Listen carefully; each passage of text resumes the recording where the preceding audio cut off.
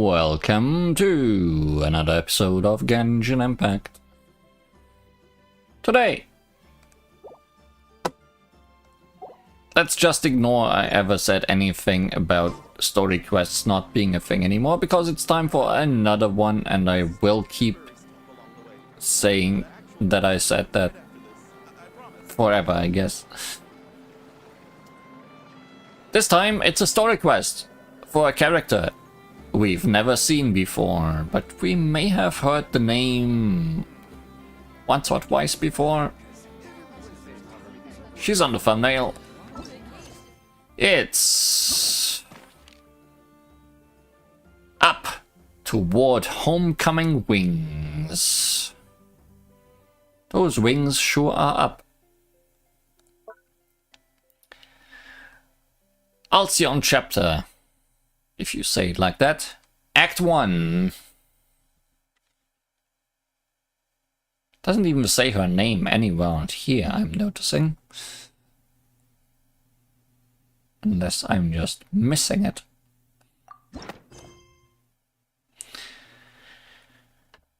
Following a tranquil stay in Nordcry, you check in with Catherine to see if anything noteworthy has happened lately. No, nothing noteworthy ever happens.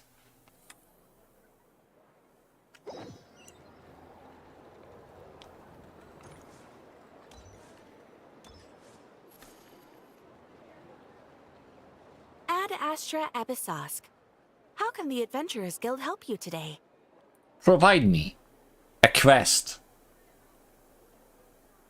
So her name isn't Accept Quest? No, kinda not. It's been a while since we last came to see you. Got any exciting commissions for us? Things have been rather quiet in Nordcry lately. The commissions currently on our books are all very routine. That being said, the Frostmoon Scions are preparing to host some sort of event. They've approached us with quite a number of requests for supplies. Apparently, it's going to be quite a large gathering. The Frostmoon Scions? Well, it can't be another Moon Prayer Night. Do they have some other big festival that Paimon doesn't know about? Moon Prayer Night 2. I heard it's a friendly sparring competition for animal friends. Something called the Spirit Envoy Championship. Sparring competition for animal friends. Sounds like Pokemon to me. That's right. The Frostmoon Scions have always advocated coexistence with nature, encouraging their followers to build positive relationships with the beasts of the wild. At the same time, to ensure their animal friends build the strength to withstand hardship and disasters, they put select animals with whom they share a special bond through a unique sort of training. And those that survive the training become even better friends. Dog. The Spirit Envoy Championship is designed to find the strongest human-animal pair by means of friendly sparring. In previous years, the competition was restricted to the Frostmoon Scions only, but this year, participants from all over Teyvat are invited to join. I understand that the Frostmoon Scions have even prepared a generous prize for the winner. Me and Paimon are the best human pet team in all of Teyvat. Ooh, does that mean we can join too? Same thoughts, I see. Can I sign Paimon up? Strongest? You mean the very best? Like no one ever was? Yes, exactly. Paimon, go. What? You want Paimon to fight? While you two certainly share a remarkably deep bond, I believe that would be against the rules. Apparently, in a previous competition, someone entered an extremely rare and powerful partner. After this, the rules were clarified to state that only common animal species and their variants can compete. I guess that rules out Paimon. I've only ever seen one of that. Ah, what a shame, huh? Paimon was totally looking forward to making a super cool entrance, and then... Paimon is the winner! Sucks that the rules got in the way. Looks like Paimon won't get a chance to show off her skills.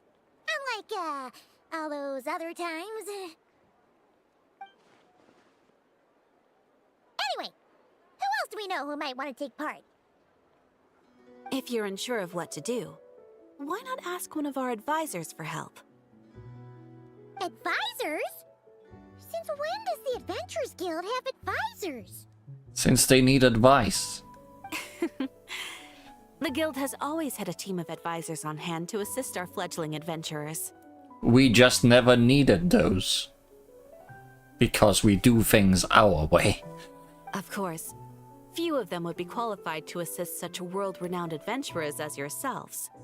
But as luck would have it, one of our top advisors has recently returned to Notcry from a trip away. Her expertise is varied and broad, and she often gives lectures at Speranza. If you have any questions, you could try asking her for help. She sounds impressive. But you're right, Catherine. It would take a lot to teach us something new. Let's go put this mystery adventure advisor to the test.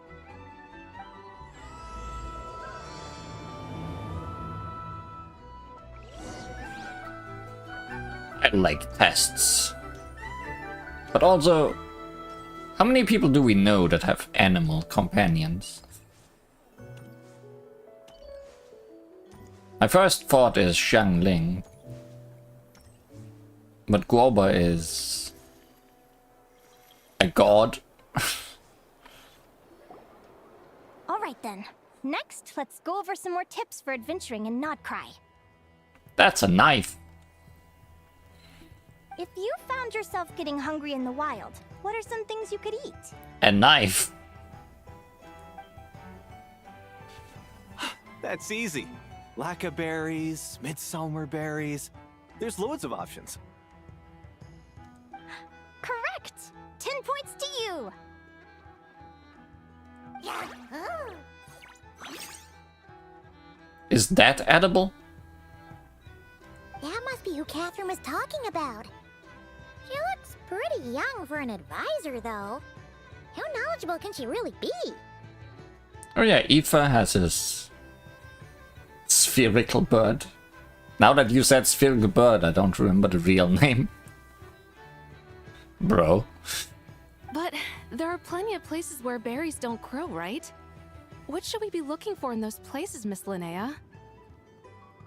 Good question. I'm glad you asked. That's exactly what I wanted to talk about next. Does everyone recognize this mushroom?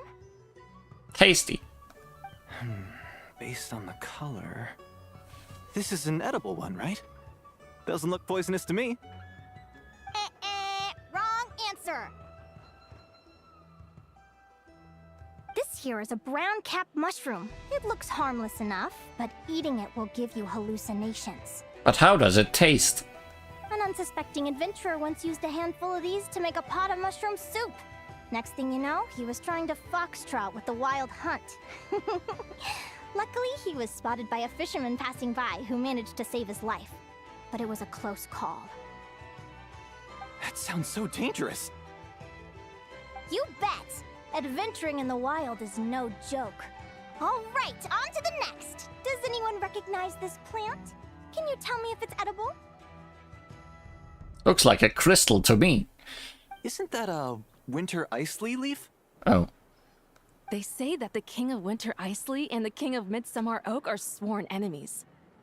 If midsummer berries are sweet and delicious, I guess Winter Iceley leaves must be horribly bitter. Paimon knows the answer to this one. Winter icy leaves might not taste good in food, but you can brew a nice tea with them. Huh. Wow, impressive knowledge, Paimon. Where did you learn that? At the flagship. Once, when Paimon was eating some yummy food there, Dimyon mentioned that one of the drinks in their roulette special has winter icy in it. Who are... You are very animated. It looks like we have an expert attending our Q&A session today. Well, I hope you're ready for the next question. Oh. Bring it on! adventurer knows to pack a compass and a map before heading into the wilderness. But where would you go to buy these things? Listen up, everyone! The answer is... the Adventurers Guild! They have glasses because they are so smart. Oh, really?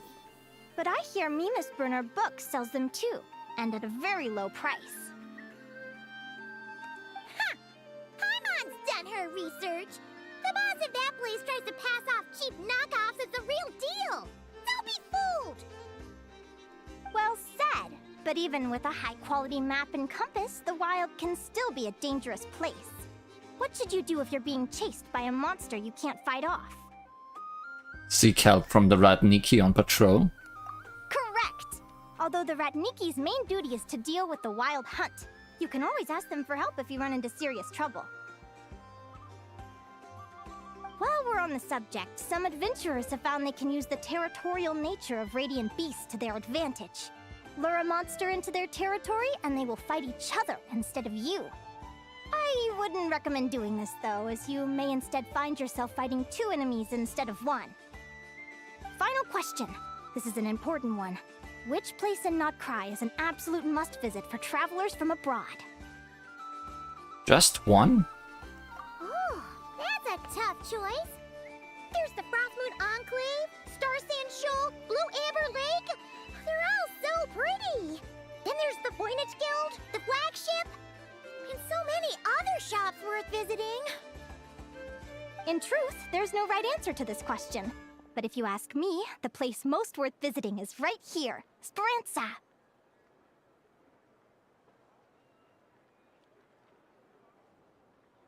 Why? Simple.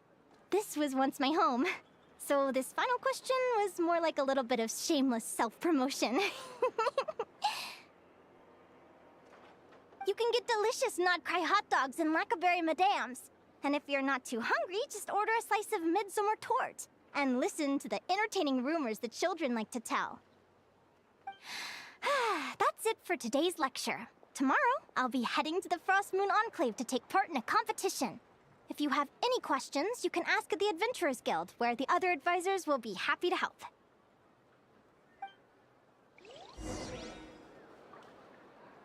I feel like we already were in a competition right now.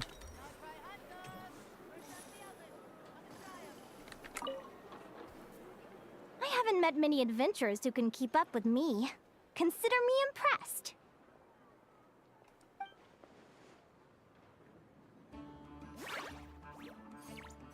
Likewise!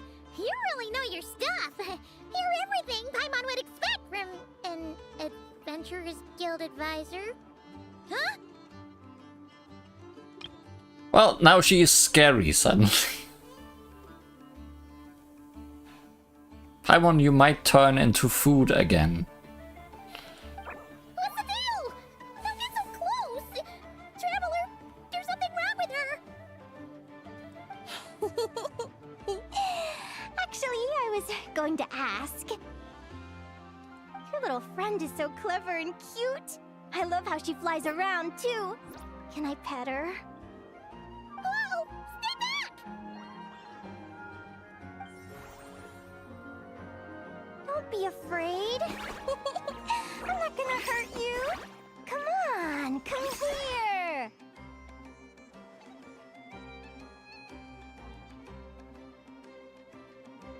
Please go back to acting like a teacher. I'm sorry. I got a little bit carried away again. Can she fly around too? Somehow I feel those wings will not do the trick.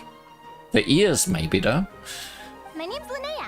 I'm an advisor working for the Adventurers Guild. And I promise you, I am not some sort of weirdo. You can be both, you know. Let me make it up to you. You want something to eat? Here, try some Midsummer Tort. It's delicious. Phew! You gave Paimon a fright. Paimon's never met someone so, how to put this, enthusiastic as you. And we have met many enthusiastic people. I was fighting fighting to keep a lid on my curiosity during class, but then I just lost control. Anyway, let's get this back on track. Could you tell me your story? How did you two meet? You can pet Paimon if I can get to pet that. What is that? It has a hat.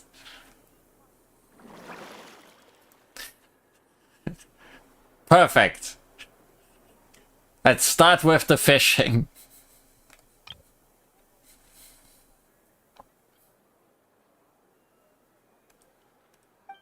What? You fished this little cutie out of the sea? Yeah, it's a type of fish, I think. I call it a paimon. Can you tell me where? A visit to that beach is going right to the top of my bucket list. You'd be wasting your time. Paimon is one of a kind. You could sit on that beach for 100 years, but you'd still come away empty-handed. Is that right? What a pity. Anyway, you said you're going to the Frost Moon Enclave for a competition? Oh, right. Paimon almost forgot why we came here. We were thinking of taking part in the Spirit Envoy Championship ourselves. Catherine said you could give us some pointers. Let Paimon guess. Is that your partner there? That also seems like a rare and unique thing, so probably not allowed. No. Yep, her name is Lumi. She's my trusty assistant. I've never seen a creature like this. Hey there. Yahoo!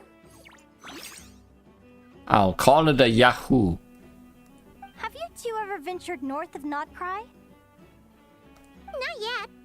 Wait, so you're saying Lumi comes from the northern tundra? Pretty much. There are 6 types of Fae commonly found in the tundra. Lumi here is a Jack Frost. That's one of them. Oh, Jack Frost? Interesting name choice. She doesn't exactly look very frosty. well, not gonna get cold with all that fur. An excellent observation. In fact, Lumi is no ordinary Jack Frost. She's a special one. The first time I met her, she was wearing this weird cardboard outfit with ugly splotches of paint on it, as if she was trying to disguise herself as a regular Jack Frost. I stayed and watched her for a while, and I discovered that some other mean Jack Frosts were ganging up and bullying her because she looked different. They stole all the food she'd gathered and kicked her out of her sleeping spot. Lumi couldn't fight them. She had nowhere else to go, so she found an old cardboard box, painted it blue, and put it over her head, hoping to blend in with the group. Whenever she was discovered, she'd get beaten up, and the rest of the time she lived in constant fear. Until one day, seeking shelter from the rain, she clung to me and wouldn't let go. We've been partners ever since. What a story. Oh, poor Lumi. Sounds like she's had a tough time. Yahoo! Sounds like times are better now. As for why Lumi is so different from other Jack Frosts, I'm still looking into that. I'm thinking it's either a mutation or an atavism. Or maybe some sort of curse? Hopefully I'll find the answer one day. But either way, we're best friends for life. Nothing can change the special bond between us. Speaking of which, given how long it can take to build a strong bond with another creature, if you're serious about entering the competition, my advice is to pick an animal friend that you're already pretty close with. Otherwise, the odds are gonna be stacked against you. We did team up with a mushroom in the past. Don't know where that mushroom is, though. An animal friend I'm close with, huh? Actually, we're kind of spoiled for choice on this one. Who do you think would be the best fit? Wait, are you letting me choose?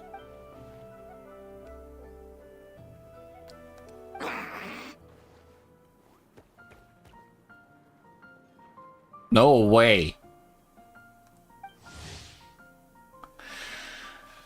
Aguada, a juvenile Teptelisaurus. For a long, long time, it slumbered inside a shell that could not be broken. Then you and your Saurian companion discovered it in the ancient ruins and called it from outside its shell. The dragonling, hatched from its shell, has followed you ever since, keeping you company and growing alongside you. Huh? Aguara?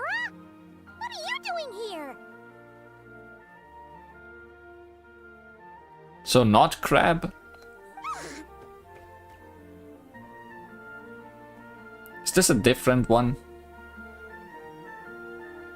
You want to join the competition? Oh,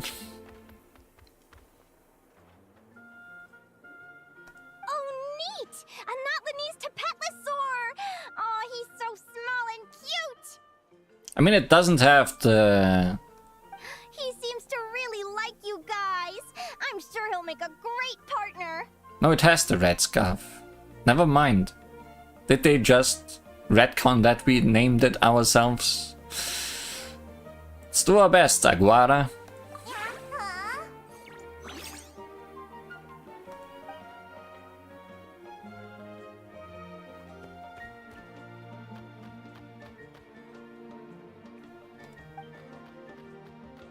Oh, look at them! Fast friends! Play nice, you two! They both seem pretty sociable. No wonder they get along so well. Well then, there's no time to lose. Let's go get you signed up. How did you get here? Have you really just been following us? That feels kinda weird.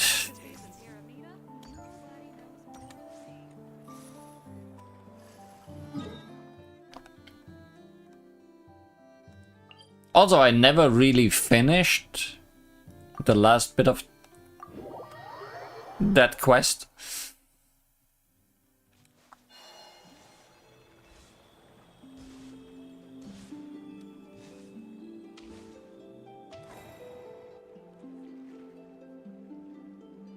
Whoa! Paimon wasn't expecting this many people. Hey, Mulani. Traveler, Paimon! What a nice surprise! I didn't think I'd run into you here. You're not who I'd think of when I think of a person with a pet. Oh, and Professor Linnea is here too! Are you guys here for the competition as well? Yep. Feels like we haven't seen you in ages, Mualani. So, how do you know Linnea anyway? Through her work with the Adventurers Guild. She was in Natland not long ago. She knows so much that we took to calling her Professor. Speaking of which, you never answered my question. If a Caholosaurus and a Kukasaurus got together, would their babies be able to fly in the sky and dive underwater? 'Cause that would make a pretty awesome Saurian companion. I don't think we do interspecies breeding like that. I wouldn't recommend it. That's almost certainly impossible. They're completely different species. Thanks, Linnea. Ah, well, that's too bad. Hear that, Mamala? Guess I can't do any matchmaking for you in the Flower Feather Clan after all. So, you have a thing for Kukusaurs? Oh! I was wondering what all the commotion was. Looks like this is where it's at. You do have a pet, that's correct. How long has it been since we saw you? Ito, what the heck? Either Paimon's seeing things or you're not here for the competition too, are you? Why else would I be here? Cost me an arm and a leg to get a boat all the way to this Crod Nye place. Never change. It's not Cry. Hey there, I'm Mualani. Are you a friend of the Traveler and Paimon's too? I sure am. Nice to meet you. The name's Arataki Beetle Gladiator Ito, head honcho of the world-famous Arataki gang of Inazuma. Wait, you're using a beetle, not your pig? That's quite a mouthful. Wait, did he say Arataki gang? Why does that sound so familiar? Arataki Ito. This guy's a bona fide buffoon! Hey, who you calling a buffoon, you flying lavender melon? Flying lavender melon. Wait, so you're some sort of mutated lavender melon? You don't look like a melon. But wouldn't you know? She tastes like a melon. Paimon's not a mutated melon! Or any kind of melon! How could a melon be this cute? So, Ito, are you here on your own? Where's the rest of your gang? Yeah, about that. Well, unfortunately, the gang only had the funds to send their main man this time, but don't sweat it. Once I snag that championship title, I'll use the prize money to bring Shinobu and the boys over to join the party. Shinobu. Oh, I remember now. Kuki Shinobu, right? She's mentioned the Arataki gang before. Huh? No way! You've met my deputy? She stopped by the Flower Feather clan recently to take the flying trial. Chaska said she was a natural. Hold on. If she's that good and she's only the deputy, you must be way stronger than I imagined. Look sharp, Mamala. We're in for a tough competition. Mamala can just eat that beetle in one bite. That's right! Bring it on! I'm looking forward to seeing who I'll be facing in the finals. Word is that the early birds get the best draws. You snooze, you lose. Laters, compadres! Wait, is he serious? Mamala, we'd better hurry. No, that's complete nonsense! Shall we? I guess we shall. Hey, Traveler, have you noticed? There's loads of other people we know here too! Who? Where? Go say hi before we register. Who else do we know?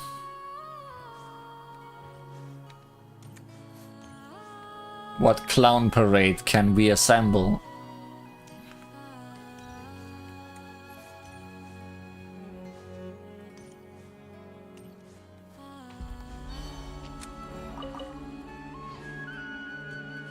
I mean, there's these two. Oh. Yeah, you fit in with the clown parade. Reed Miller the 13th. Yehuda! Here for the competition? Yehuda? Ahem. I'll have you know it's Champion Yehuda. Champion? Don't you know? This isn't my first Spirit Envoy Championship. Uh-huh. I took part in the last one. And not just that, I only went and won the entire competition. It was very heroic. Where's the previous 12? We don't talk about the previous 12. Although, there were nowhere near as many contestants then. Oh, why did so many people have to show up this time? How am I gonna keep my title now? Whoa! That's amazing! We'll definitely have to learn a thing or two from you. Yeah.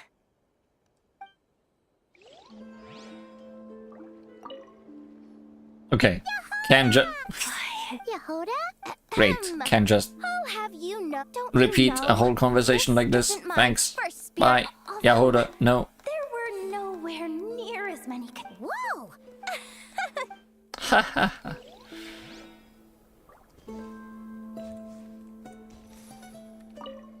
I got here first!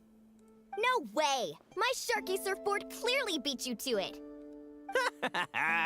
Well, I'll see you in the arena. Just don't go crying like a baby when you lose. Did you hear that, Mamola? Show them no mercy! Well, these two are getting fast friends. Which of your million animal friends did you bring? This is the biggest turnout we've ever had by far. We need to be extra vigilant to maintain order in the arenas. Or are you not competing? I've made all the necessary arrangements. I'm feeling more nervous than I expected. Don't worry. You'll be fine once you get into the swing of it.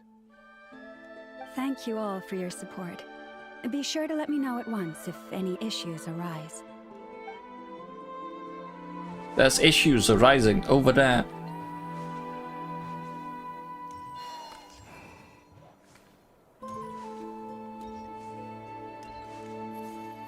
Okay, doesn't seem like there's anybody else though. No Aoife, no official with Oz. No Shangling with Grober.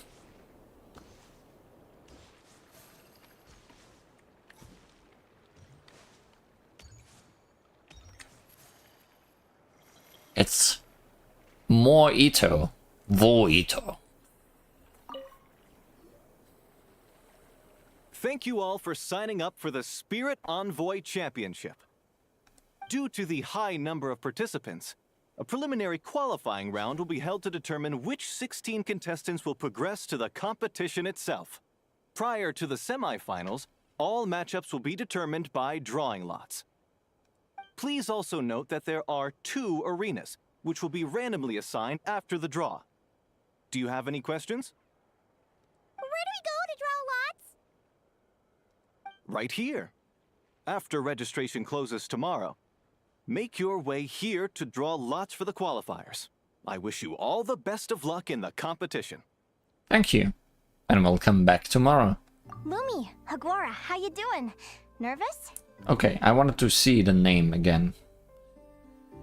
Because now I can look up if this is the same dinosaur we know, or if I forgot what this one is.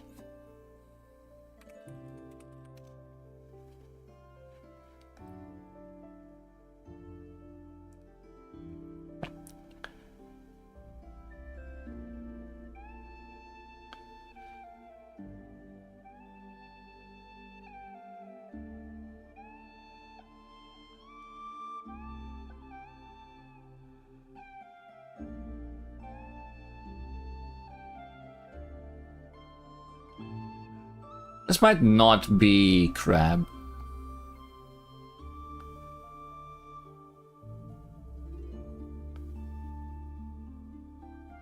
It has a different scarf. It has a white scarf instead of the red scarf.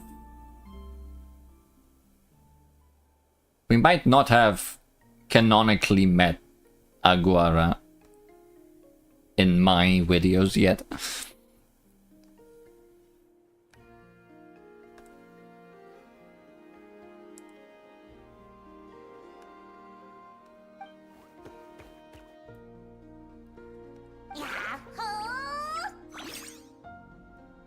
Great, that's the spirit!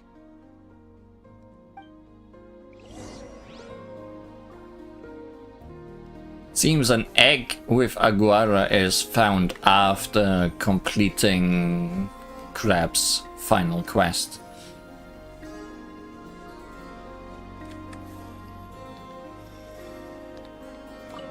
I got here first. No way! Did you hear that?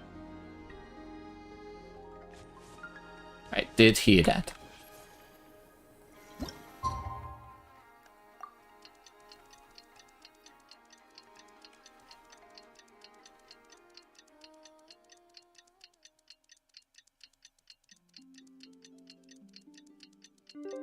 Time paradoxes.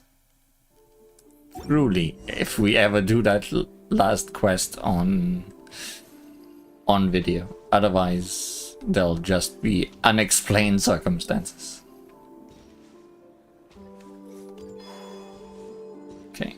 Are they anywhere now that time has passed? Doesn't seem like it.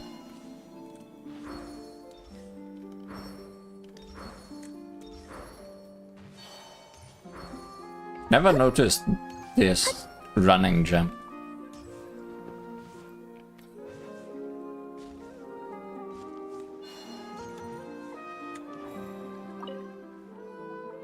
Who do you think our first opponent is gonna be?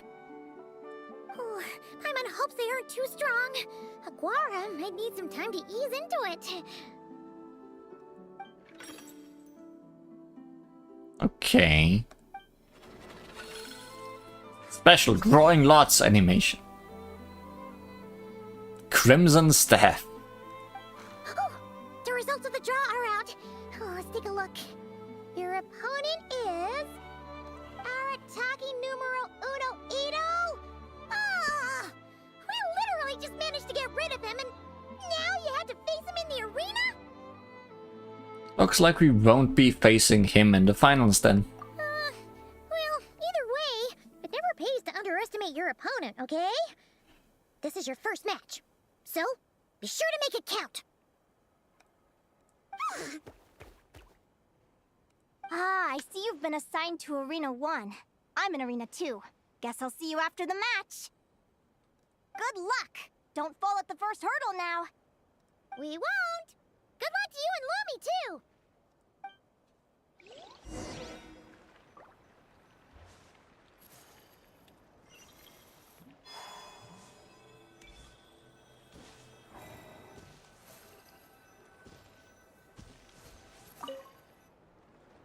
Welcome, spectators! I'm your host, Jaswava. Qualifiers are about to begin.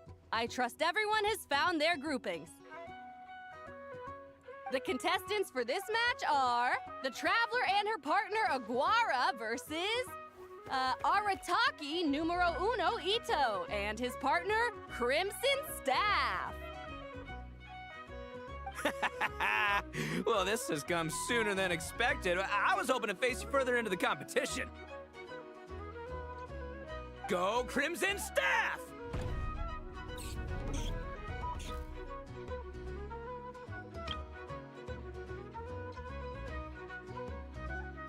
And then things just remained like this. Because Crimson Staff never moved on. You can do it, Aguara! You show that beetle who's boss! Stomp on it! Great energy from both contestants. Now, without further ado, let the match commence.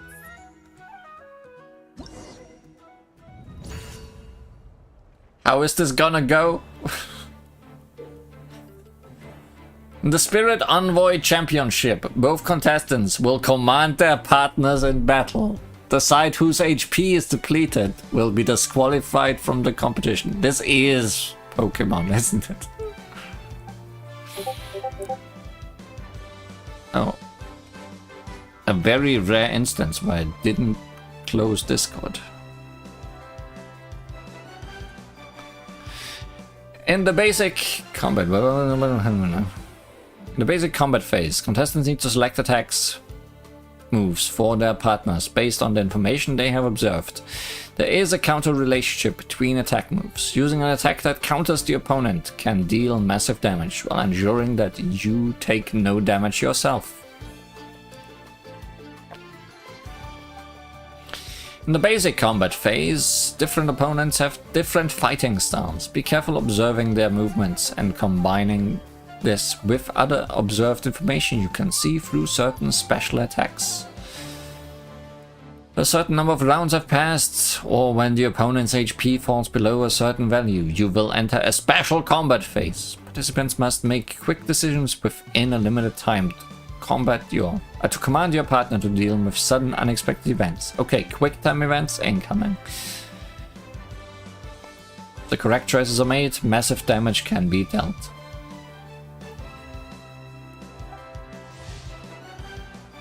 Arataki Ito and his partner, Crimson Staff. Due to their straightforward nature, Ito favors direct combat and does not rely on feints. Use what you observe to determine your next move and win the match. Rock, paper, scissors, go!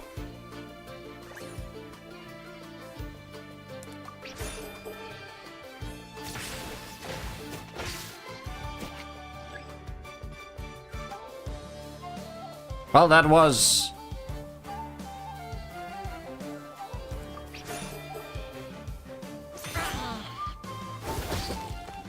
Okay, I understand now.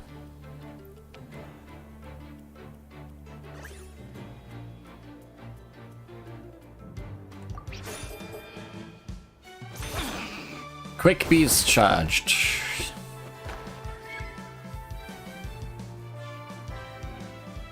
We had a bad start.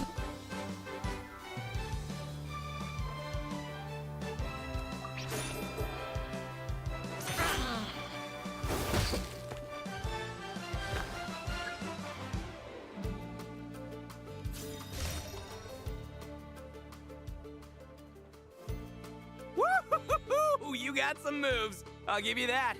But it's gonna take more than that to defeat the Ito. It's time to unleash our show-stopping killer combo move. Ushi, Crimson Staff! Hey! Why are you allowed 2 animal partners? Yeah, Crimson Staff. Look, I wanted to kit you out with mecha armor, but you need to bulk up first. That's why we gotta take on these tough opponents to get you strong. Ushi, you and me have crushed countless foes in our time. Now, with the 3 of us together, ain't no one gonna stand in our way. Finish them!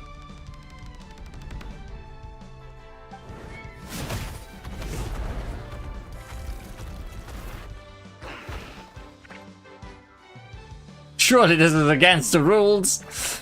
Or on the ground.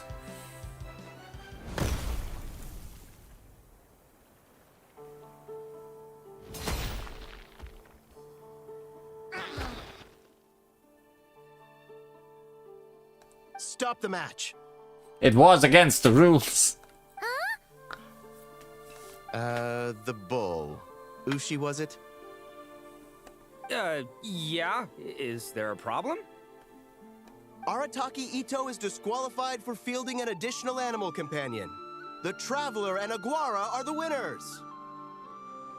Why is he always such an idiot? Huh? It's 1 animal per contestant. That's the rule. Let this be a warning to everyone. Right, that Paimon not going on the field for you. But me, Crimson Staff, and Ushi are 1. We should only count as 1 contestant. Hey, what? Oh, come on! Hey, someone did bring a mushroom.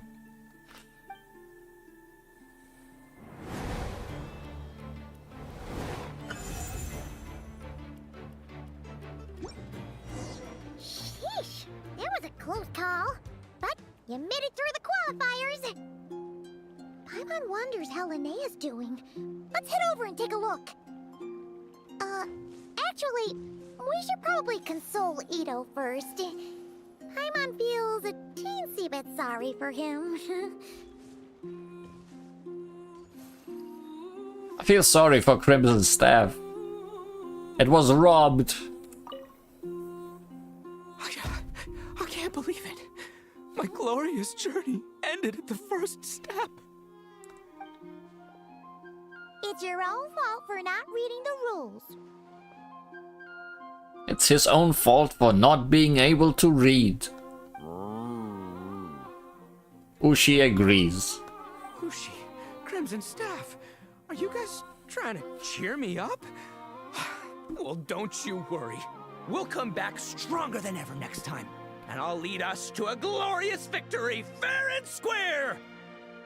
Anyway, seeing as we came all this way, I think a little sightseeing is in order. Huh?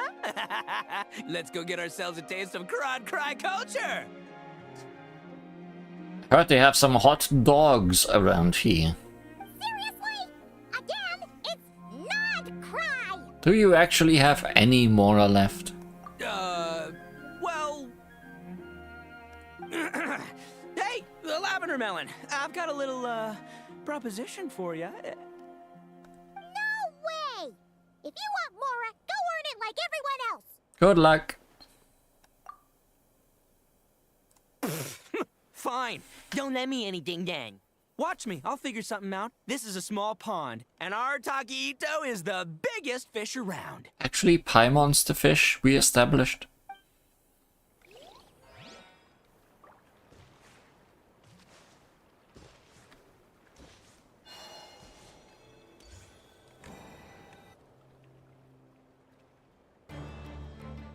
Dodge left, Lumi! Yeah? How did you know I was gonna... Now counterattack! Pummel it!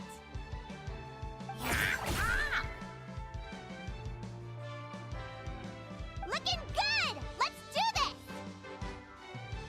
this! Ignorance really is bliss, isn't it, Linnea? But it won't last forever. Oh. Why is she staring at Linnea? Do they know each other?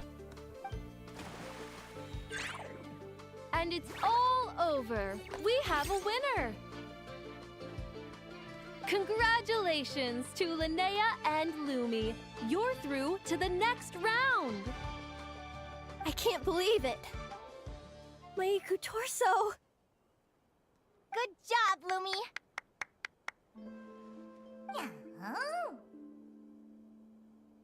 Traveler, Paimon, how did your match go? Same as yours. Except our enemy was disqualified, so not same as yours. We won too! You and Lumi were really in sync. Thanks, that means a lot. Yeah, I think we performed pretty well out there. Not just Lumi, I was really in the zone today. I don't know how to explain it, but sometimes it feels like I can predict my opponent's next move. I know exactly what to do before I've even had the time to think. It's almost like I enter a different state of mind. It comes and goes, but it started after I met Lumi in the tundra. Anyway, congrats to both of us on getting through the qualifiers! Don't get too happy or you're gonna float away. Come on, let's head to Speranza, my treat! Hooray!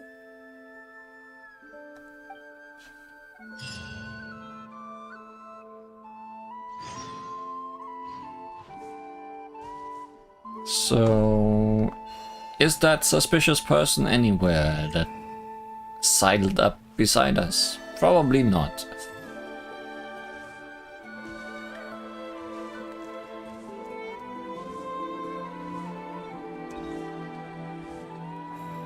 Doesn't look like it.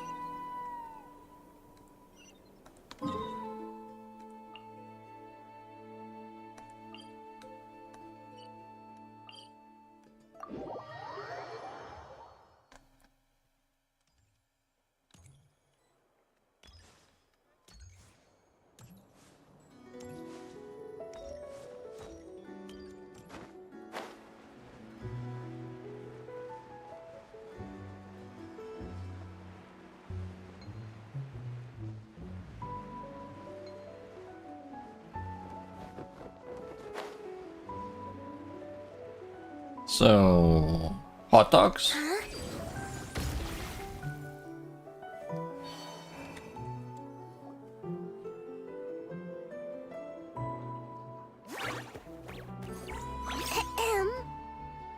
May I take your order? Turns out I'm treating a friend today, so I'd like to order the finest dish in the house. Oh, I take it you're referring to our secret menu? That's right. Tell the chef to sharpen his knife. I'm expecting surgical precision. Is that a reference to something? Yeah. The Hidden Hero. It's a novel my best friend Helka sent from Liyue. There's the chef, and he fights the bad guys with a kitchen knife. It's really cool. It's her favorite part of the book. She's always nagging Linnea to act it out with her. Psst. Linnea! Do you think Chef Yerva could be a hero in disguise too? He does chop vegetables super fast. Oh, I think it's definitely possible. Yeah, child labor is going strong in Speranza. Because there's only children here. Not a chance, I'm afraid. Evening, everyone. What can I get you? Why don't you choose for us? I'm treating a friend today. We're celebrating our success in the qualifiers. Sure thing. I'll rustle up a few of my specialties then. Won't be long. We still don't know what we'll get. I'm ready to order. Be right there. I gotta go. Let's play again soon, Linnea.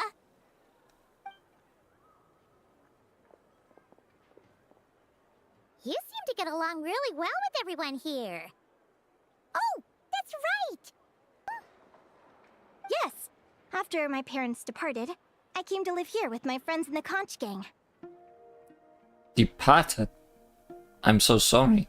I didn't mean like that. They're still alive and well. They just don't live around here anymore. I'm so sorry. Come to think of it, I haven't told you my story yet. I guess you'll have noticed the wings on my head by now. They're proof that I'm not human. Well, we have met lots of things that are not human. Yeah, Paimon noticed those. Are you comfortable telling us some more? Sure. Well, it's a story that starts a long, long time ago. When I was just a kid, my wings were barely noticeable. They looked just like two little cowlicks. No one suspected there was anything unusual about me at first. Not even Mom and Dad. They were too busy to notice. But I always had this strange feeling I couldn't explain. Like I knew that all these little ways I was different from my friends couldn't just be a coincidence. Then, I was a little bit older, I read this story in a book of folktales. It was about changelings. Changelings? What are those? The story goes that some of the Snowland Fae will secretly switch their own child with a human baby, leaving their offspring to be raised by humans, while taking the human child for themselves. Why would they do that? That's unbelievable. I know, right? The way the stories are written, it sounds like something parents make up to scare naughty kids. If you don't behave, the Fae will take you away and leave a better behaved child in your place. It's the sort of thing that starts as a warning and evolves into folklore over time. So, obviously, I didn't take it seriously at first. But then as I grew older, I started exhibiting more and more Fae-like traits. I mean, just look at the crystals on my skin. No humans have those. It's a dead giveaway. So, you're really a changeling, huh? Did you tell your mom and dad? And also, what happened to the child that was changed for you? Bear with me, I'm getting to that. At first, I wanted to hide it from them, but eventually I plucked up the courage to tell them. I figured, even when we're scared and uncertain, it's important to face the truth head on. They were stunned, of course. It took them a while to accept it, but after the truth had sunk in, Dad sat me down and told me they'd decided to head north and look for their child that was taken. They're really good people, though. Not only did they raise me for all those years, but they left me some money in case of emergencies. After that, I grew up with my friends in the conch gang. All of these kids are from broken homes, but everyone supports each other, and they still live life to the fullest.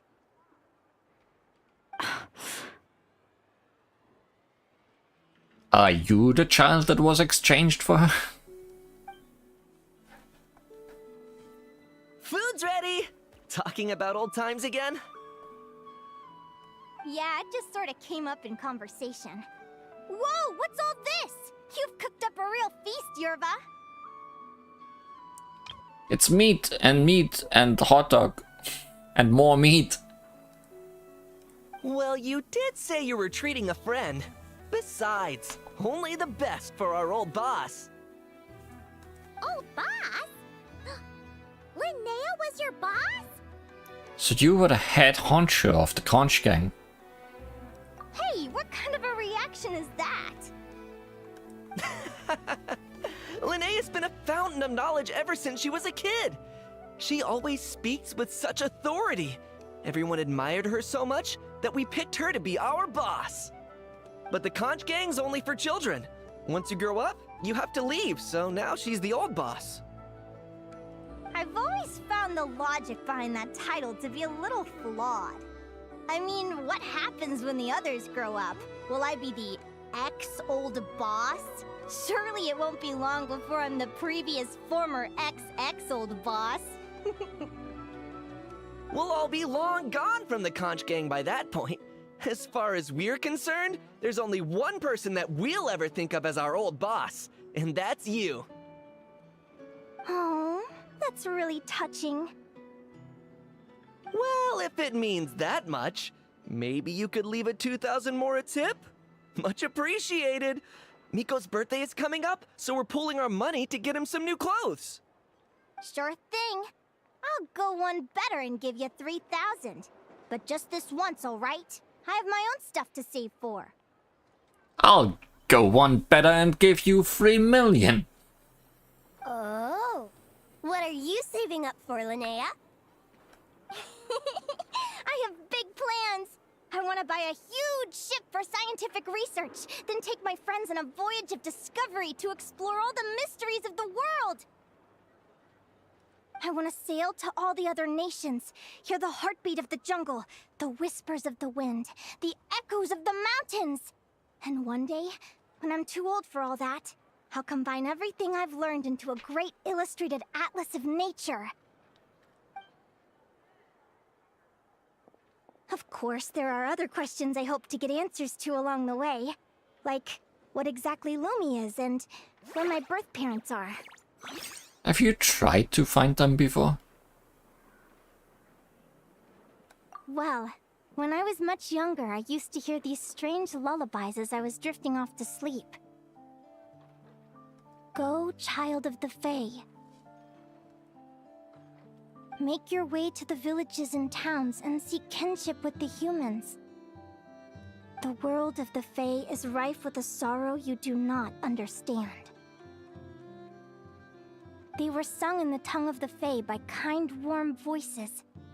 I can't explain why, but somehow I knew that they didn't want me chasing after my origins. Still, I did visit the tundra once when I was a little older to see if I could find out anything about them. But just being there made me feel uncomfortable. Every instinct was telling me to leave. Somehow I feel this might not be the human she replaced, but another changeling. It's odd. That place is supposed to be my home, but it feels like I'm unwelcome there. Could it simply be because I'm a bird fae, so I prefer a warmer climate? Oh, I think it's definitely possible. Something tells me there's gotta be more to it than that. The less I know about something, the more curious I am. One day, I'm gonna get to the bottom of it.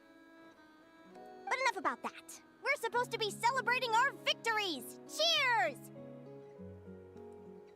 Cheers! Cheers! Paimon can't wait to dig in! I'm stuffed. How about you guys? Don't want cold dog. Yep. Paimon's fit to burst. Let's see. It's a little early to hit the hay. How about we get Aguara and Lumi to try a little sparring practice? The opponents are only gonna get tougher from here. I feel like they have been practicing sparring all the while we were here. Yahoo! Look at them.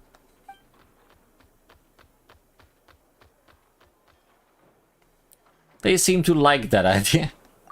Then what are we waiting for? Let's go!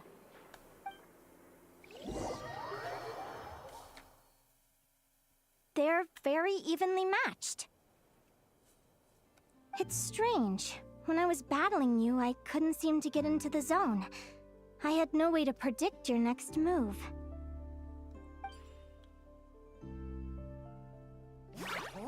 Level up! Hey, I'm curious. Why does Aguara have a ribbon tied around his tail? And how did you two meet, anyway? Oh yes, please. Now that's a long story. What an incredible adventure! And we learn nothing from it. Someday, I want to go on an adventure of my own. Show Lumi every corner of the world. There's gotta be countless stories out there waiting to be told. Oh. You're excited too, huh, Lumi? But most importantly, we have to figure out who you are and where you came from. Then we can track down others just like you. Maybe then you won't feel lonely anymore. Linnea. It's about time we all got some rest. Good training session, everyone. I'll see you at the arena tomorrow. Oh, we'll have to draw lots again, won't we? Hopefully we don't end up facing each other this early in the competition. Wait, no. Forget I said it. I should go before I jinx it. Lumi!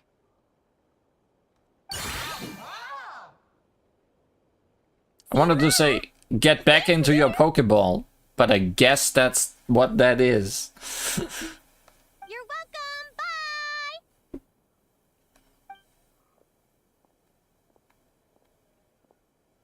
Phew. Let's head back to the flagship and get some sleep. Paimon's eyes are starting to droop.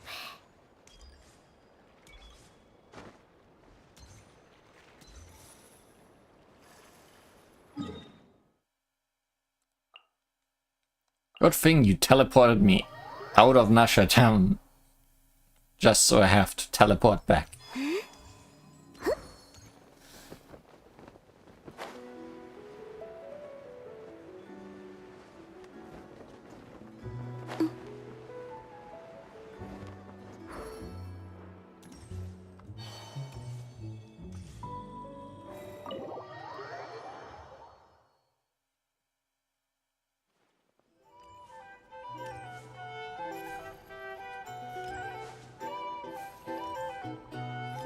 Love pushing people. Oh, hi, Ito. Waiter! Come here and taste this wild berry trail! Then look me in the eye and tell me it's fit for human consumption! It's much too sour and has a bitter aftertaste. I want my money back. Please don't shout. I assure you, the berries we use are of the highest quality. Bitter is out of the question. I think you've had too much to drink. Time to settle up and leave. Too much to drink? I'm perfectly sober, thank you. Now you better give me this meal on the house. Otherwise... Otherwise... what? Huh? Who the heck are you? Oh, I'll tell you who the heck I am. The name's Arataki. Thanks for waiting, mucho apreciado. Ito!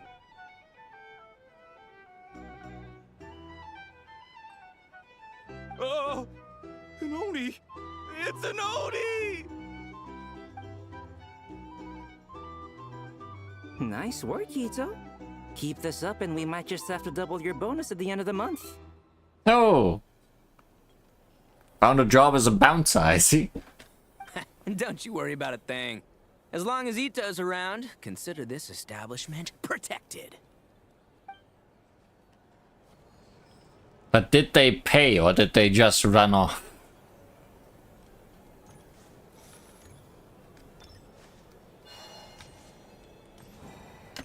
These are bounties. If you want to negotiate prices.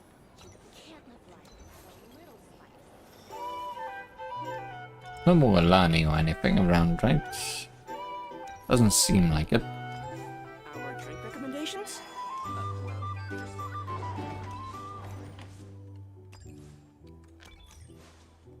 It's so noisy here. Back in my day.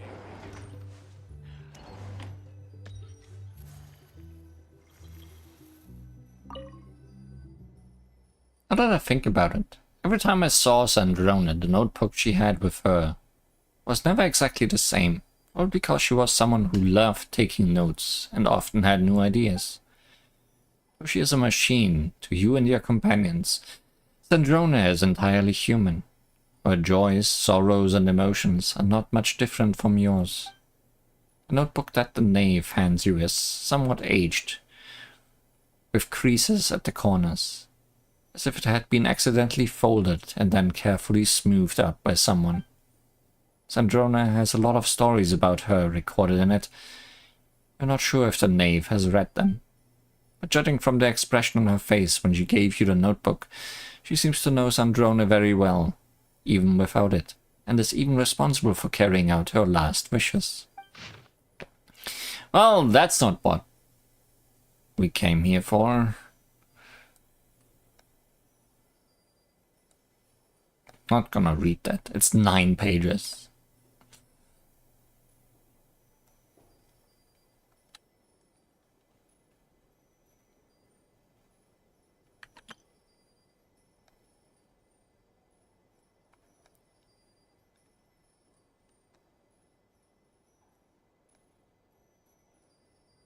Here's a lot of Sandrone backstory. Important bedsheet news.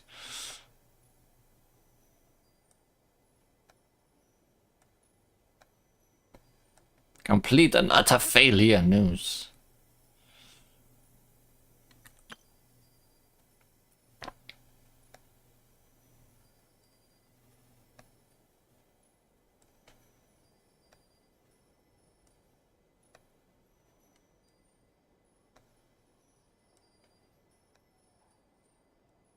Goodbye. Yes. Giving all the very important functions to Polonia there. Book searching was very important for quest progression.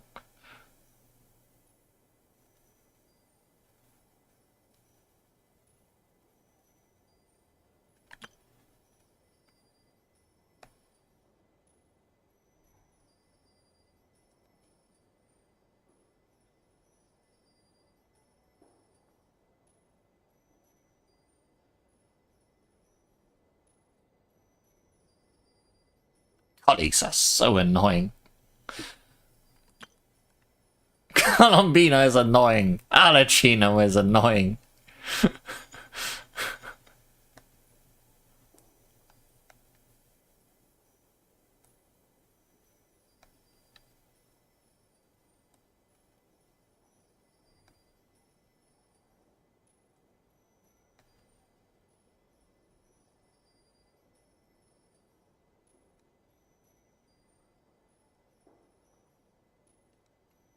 That's a long meeting.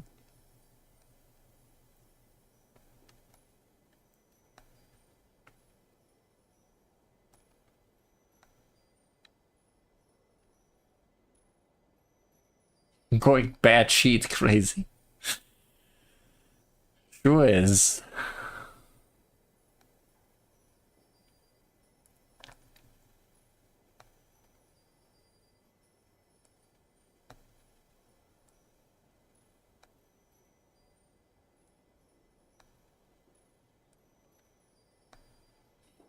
Oh no, Tatalia, missing.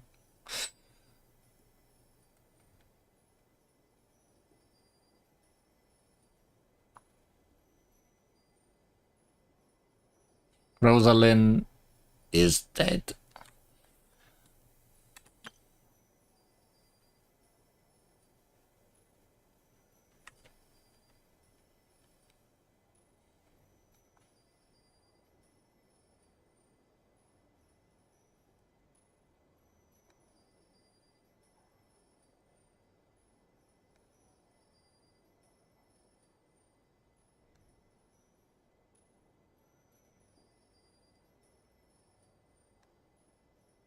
Gods, Colombina, can you stop being so annoying?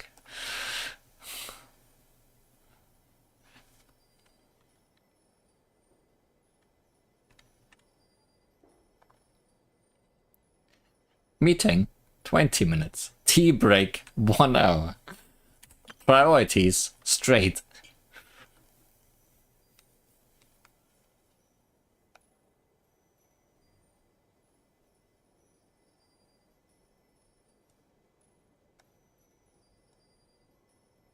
I do hope the traveler's safe.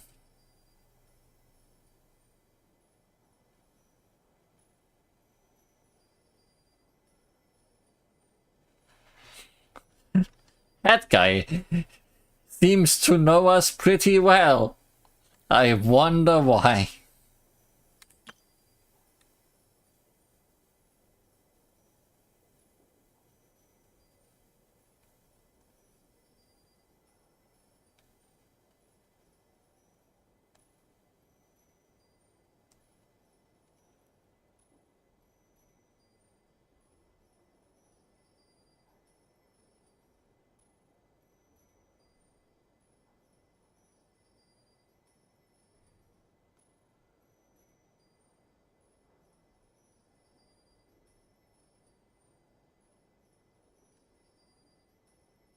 So did Polonia somehow survive?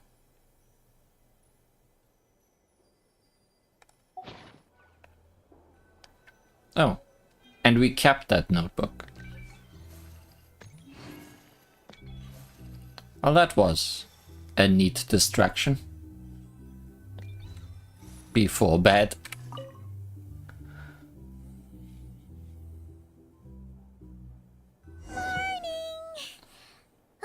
Is that the time?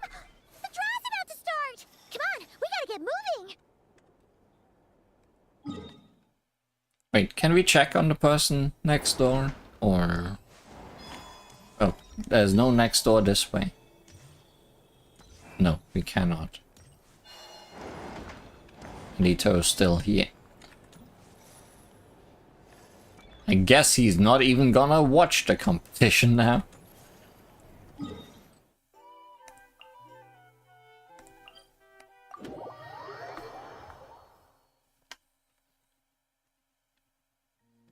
It's none of his business no more.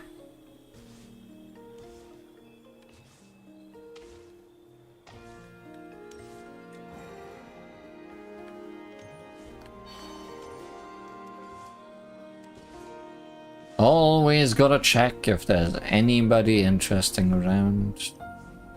Doesn't seem to be the case.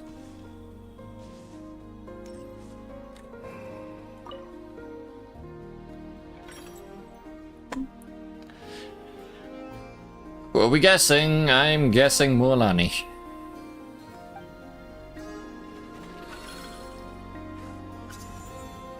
It's someone random. Fluffy the Flower King. Let's see. Your next opponent is... Linnea. Oh, that name sounds familiar. She met her at the Beast Tamers tournament in Sumeru. She was the runner-up in the Nilop Tala Cup. Oh, yeah! Paimon remembers now. She's been looking after our fungi friends this whole time. Hey! Actually mentioning those.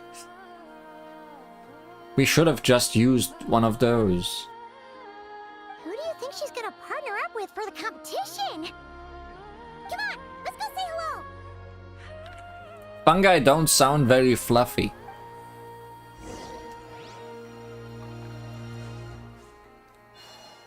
But maybe that's just me. Oh yeah, I need to talk to the sign. Welcome, one and all. The round of 16 is about to begin. That's not a mushroom. Our contestants for this match are the Traveler and her partner, Aguara, versus Linnea and her partner, Fluffy the Flower King. Hey, Golden Comet and Silver Companion. Good to see you again. This'll be our first proper rematch since the Nilop Tala Cup. I brought my old Sumpter Beast with me this time. Looks like you're partnering with a new companion too. Let's see who wins this time around.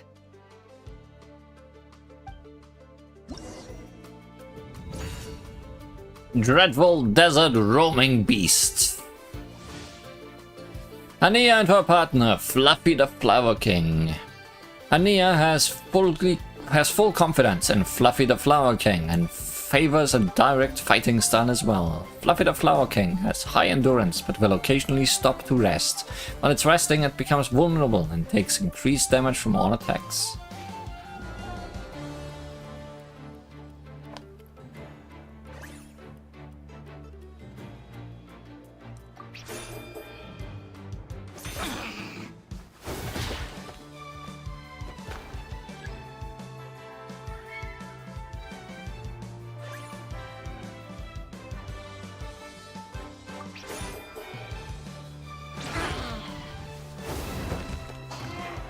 Oh, okay. I misunderstood that.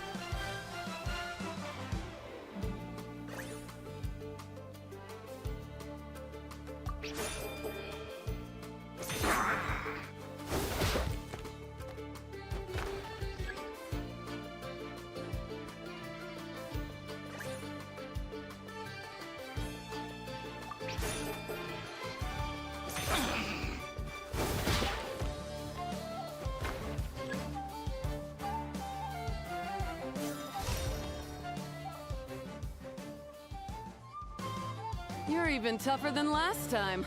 Why do I not get to use an ultimate? Or would my HP have to be low enough for that?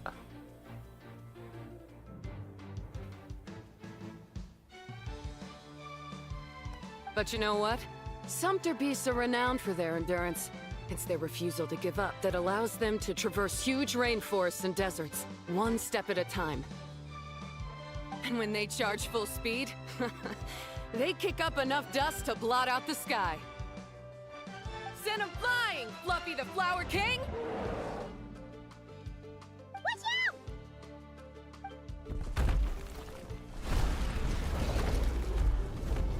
Here it comes! The train!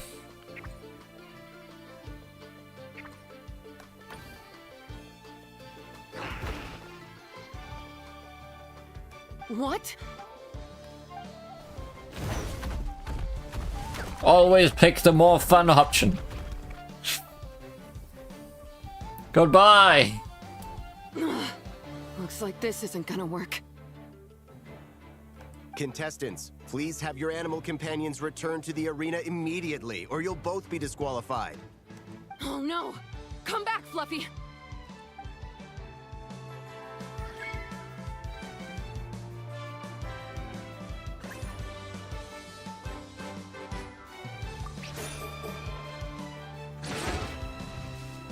Yeah, okay. I'm doing bad at that.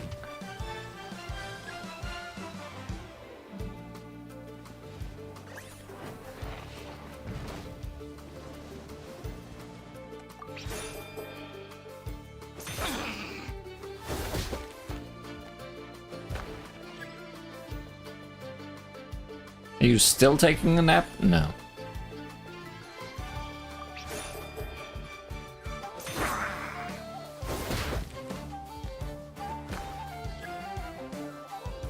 So close. End it now.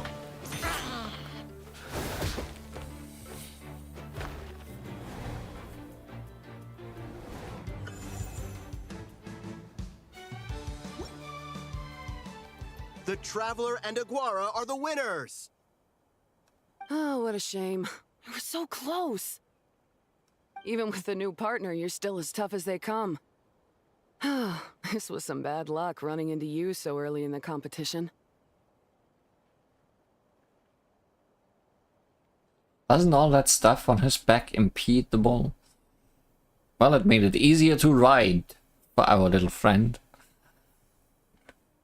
Well, since you defeated me, you better go all the way like in the Neela Cup.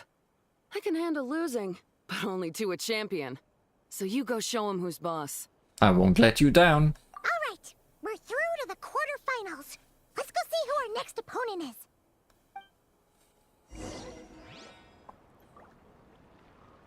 No, are we not gonna watch Linnea this time?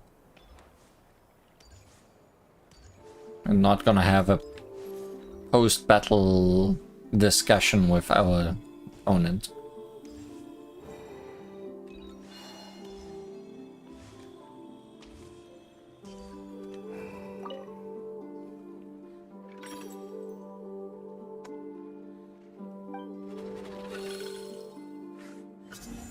There's Molani. Let Paimon take a look. Next up is... Moalani?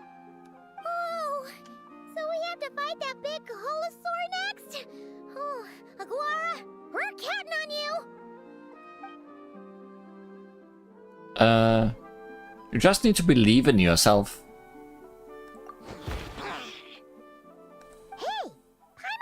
Something when we were drawing lots. Most of the contestants have given their animal companion a cool title. Shall we come up with one for Aguara too? Not Crab, Aguara. Bandana Bandit.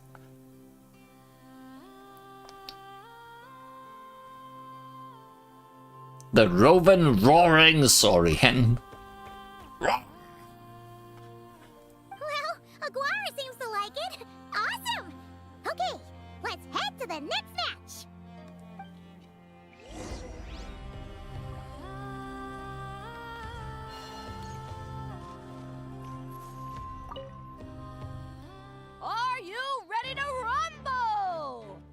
Ladies and gentlemen, it's time for the quarterfinals! After a fierce competition so far, we're left with the creme de la creme of the contestants. But who among them will advance to the semifinals? There's only one way to find out! How nice of them to give Mualani a whole field of water. Joining us to kick this round off, we have the Traveler and her partner Aguara versus Mualani and her partner Mamala. How you feeling today, Mamala?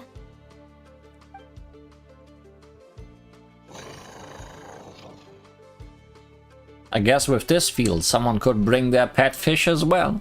That's the spirit! Now let's get out there and show these not-cry folks what the people of the Springs are all about!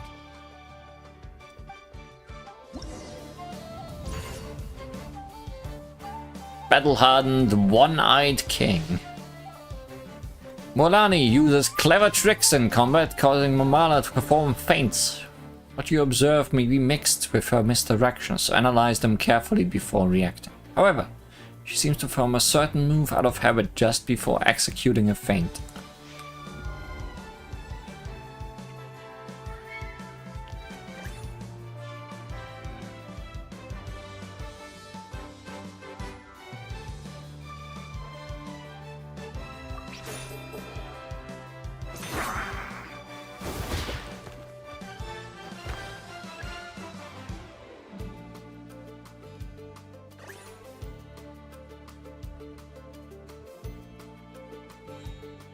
Okay, she's scratching her head, so probably not a surprise.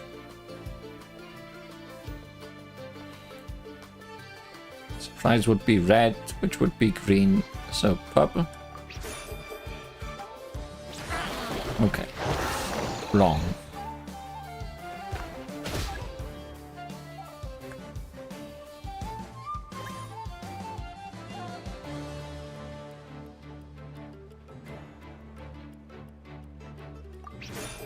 So choose the thing that's written there, okay.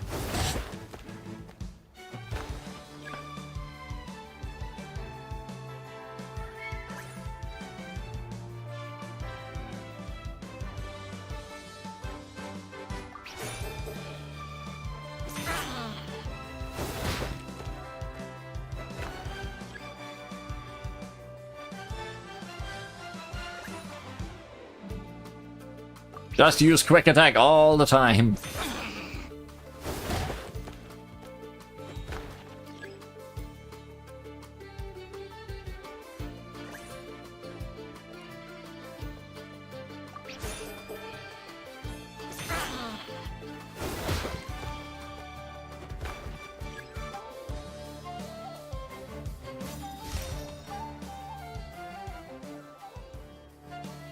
What a tough cookie!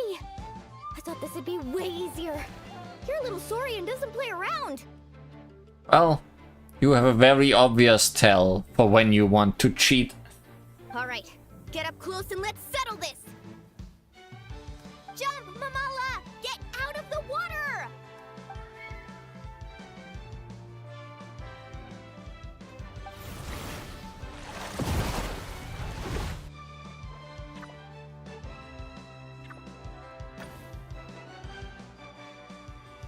Saw that one coming a mile away!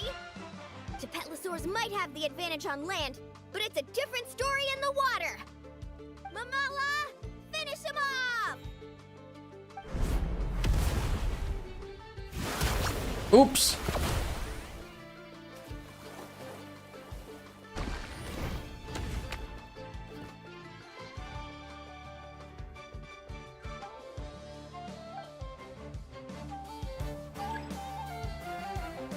Well, that was not good.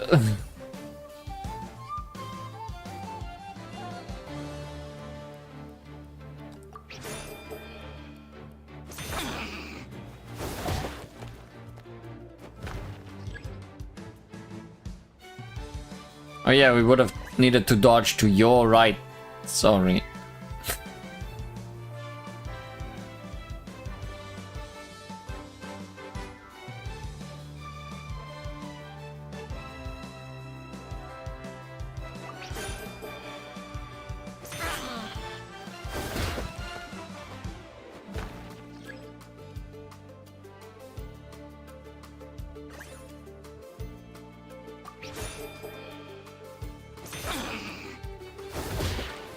Good thing we can recover from this.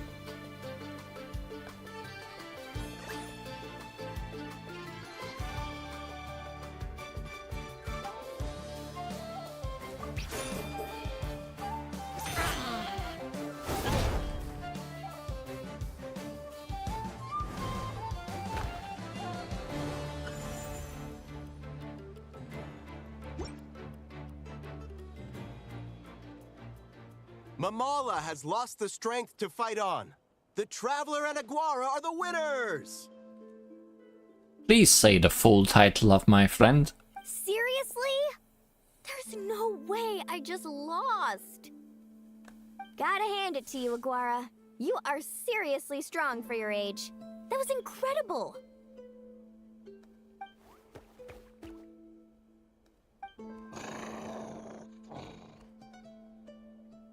Hey, you're strong too, Mamala. That one was on me. I made too many bad calls. I'm sorry. Well, I made one really bad call.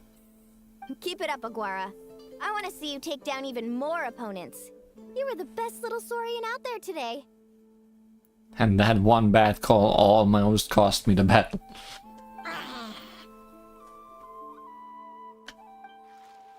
I'll leave you guys to it. Cheer up, Mamala. How about I take you for a tasty treat, huh? Wow! That was a nail-biting match! Paimon's heart's still racing! Anyway, Linnea will have finished her match by now too, right? Let's go see how she did! Linnea! Is your match over already? It sure is. Want to take a guess who won? Some rando NPC we never heard about? Judging by the smile on your face, Paimon's pretty sure it was you. Correct! I was about to go watch the other matches. Care to join me? The next one's a pretty big deal. Someone called Seleno versus the reigning champion, Yehoda. Ooh, we had to watch that. Yehoda's a friend of ours, so we should be there to cheer her on. If Seleno is the mystery girl, then Yehoda's done for. Perfect! Well, stick around. It should be starting soon.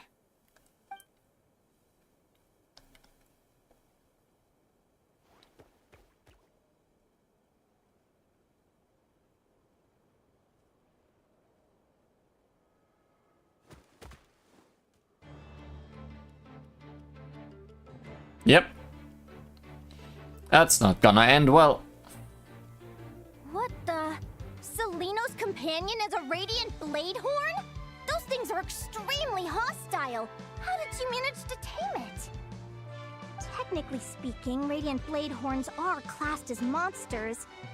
But they are beasts of the wild, and they're not exactly uncommon. It's not against the rules, but still, it's gonna be a really hard one to beat. Go for it, Yehoda! You got this! Ignorance really is bliss, but it won't last forever.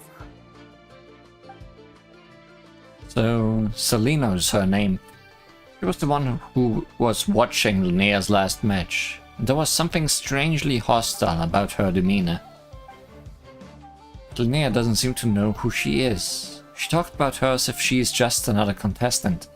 Do you think speed alone will stop me from catching you? How about you run around and find out? Reed Miller the 13th. Run that thing ragged, and then go in for the kill! Behind you, on the right. I think killing's also against the rules. Reed! Her reaction time is incredible. It's almost as if she can read her opponent's mind. Just like you. Dodge left, Lumi! Thanks, that means a lot. Yeah, I think we performed pretty well out there. Not just Lumi, I was really in the zone today. I don't know how to explain it, but sometimes it feels like I can predict my opponent's next move. I know exactly what to do before I've even had the time to think. Linnea said something similar after her first match. Could it be a coincidence? With those ears? Never. Keep it together, Reed! Jump! He's trying to jump on your back, Hemus. Don't give him the chance. Use your wind blades to slow him down. Is she wearing that huge hat to hide some wings? He's too powerful! We've gotta go for a knockout blow! Charge your lightning, Reed! Then blast him with all you've got!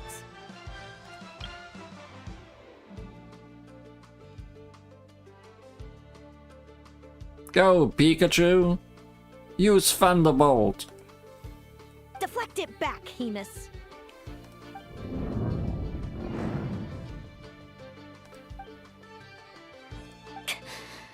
That was close, but the outcome is all that matters. Reed Miller the 13th has lost the strength to fight on. Celino and Hemus are the winners! Hey! That reveal came faster than expected.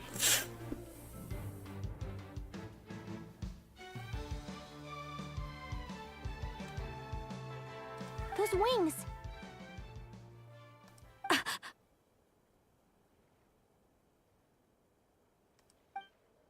Wait! Who are you?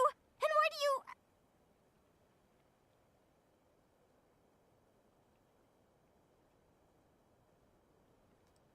why do you have the same...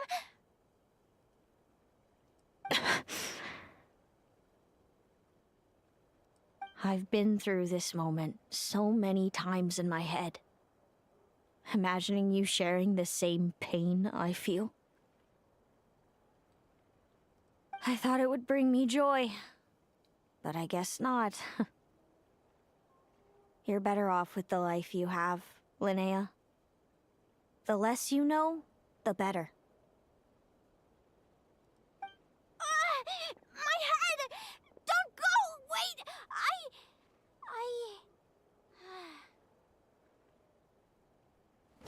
Goodbye. Linnea! Oh, what happened?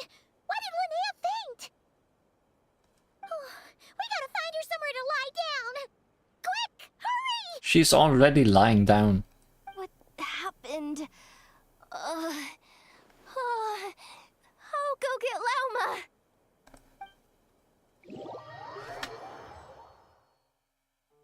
She's breathing normally. No obstruction of the airways. She just needs a little peace and quiet. Oh, that's a relief. Thanks, Lauma. My pleasure. If she has any more trouble, just let me know. Will do. Oh, Linnea. Please wake up soon.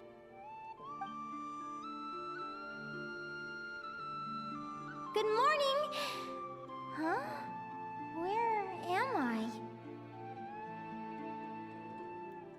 You didn't say the good morning out loud, you know? Lumi? Lumi! How strange. Where could she be? Oh no, are you in Lumi now? I wonder how long I was No, out okay. for. Well, I'd better take a look outside.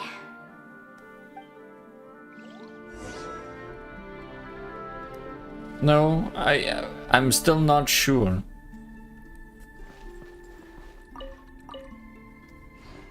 No, I guess we're not low enough to be Lumi. And we did see a hand, so...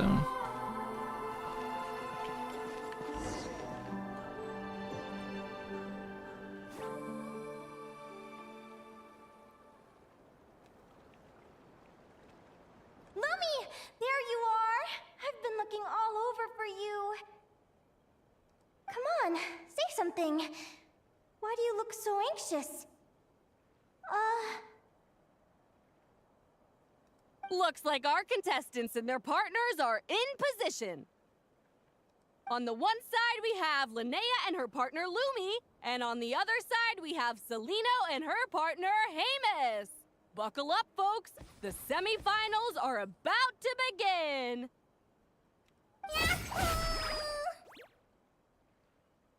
Wait, how is it the semifinals already? Also, how did I even get here? I don't remember a thing!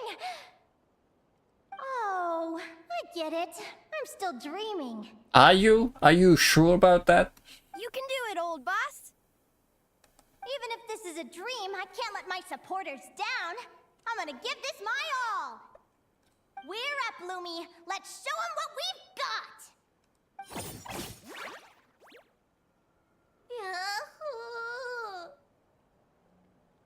What a spectacular duel! But Lumi has lost the strength to fight on. Meaning, Celino and Hamis have earned their place in the final! Huh? What's going on? They're saying I lost already? This dream sucks. I want to wake up right now. I've heard that if you try really hard to open your eyes, you can force yourself awake. That was closing your eyes, Linnea.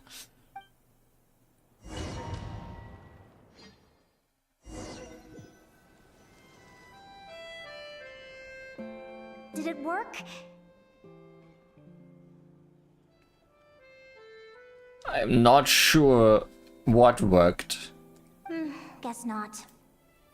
Huh? Is dream me writing a diary?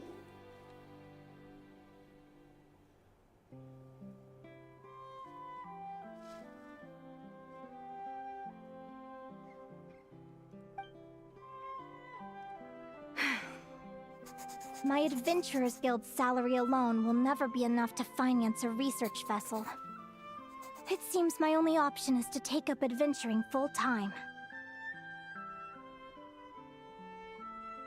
A research vessel? Looks like Dream Me is working hard toward my goal. But the cost is just astronomical. It could take a whole lifetime to save up for.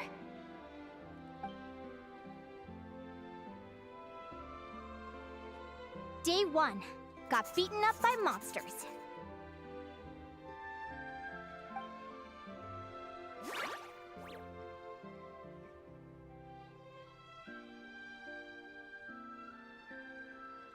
Day 5. Ran for my life with Lumi. Turns out I'm getting faster.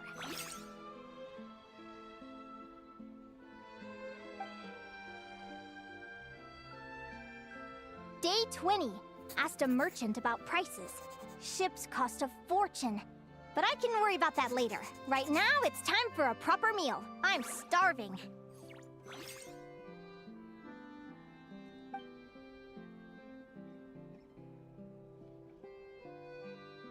Hi there. Day 72. Found a huge abandoned treasure chest. Finders keepers!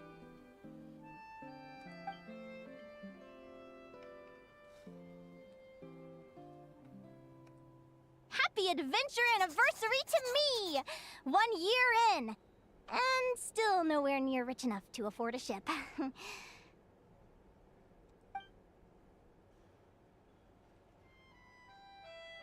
But the rich get richer.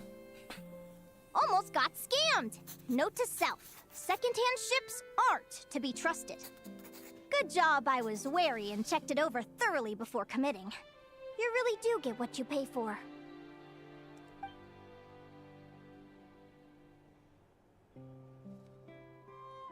Finally beat that pesky thing. Hoping the materials I gathered recently will fetch a good price. The diary ends here. Hold on. Is this... a deed for the purchase of a large ship? And I've signed it! Could it be?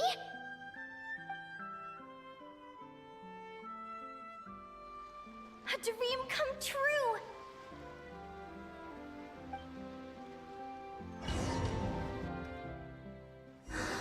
The Golden Beagle! What a wonderful dream! The ship gently swaying as it carries me to a faraway land. Oh, what a feeling!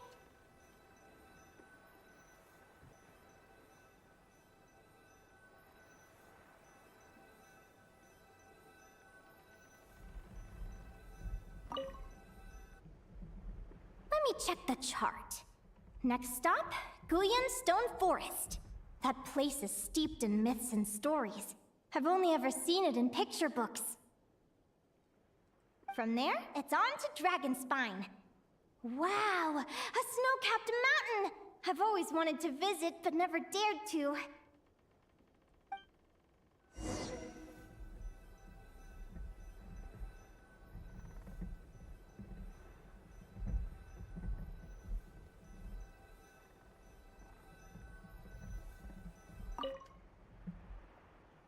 What's this?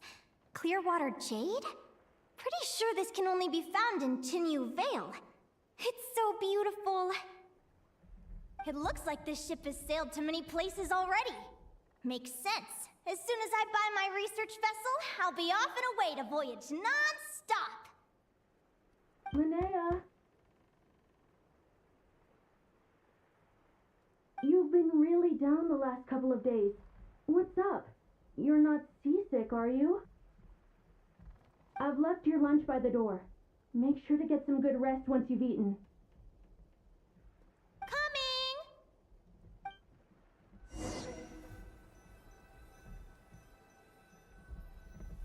What's the meaning of never actually saying anything out loud?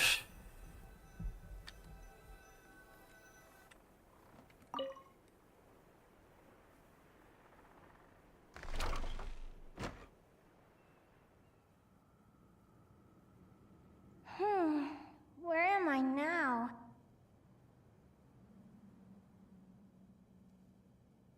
Ugh, I feel so sore and tired. Wait, but I thought I was dreaming. Why do I feel like this?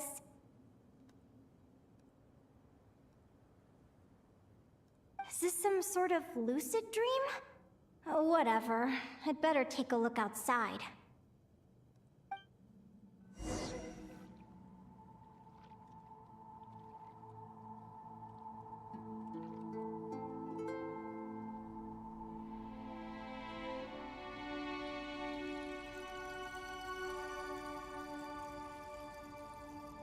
Clearwater jade. Didn't I see this on the ship just now? Why is it in pieces? And these books, how did they end up in this cave?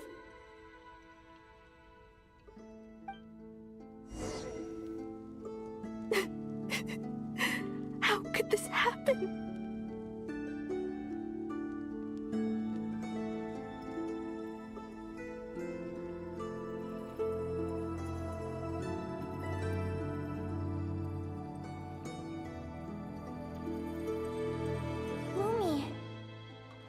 So sad. Hey, don't be scared. I'm right here, by your side.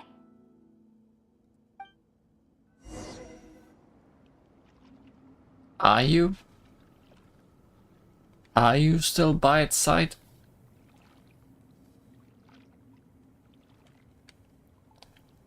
It's feeling like you died. We're never getting back, are we? We're done for. It's all over.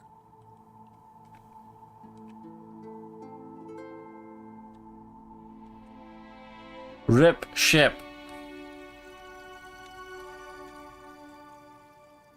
What happened? I thought I was on the ship.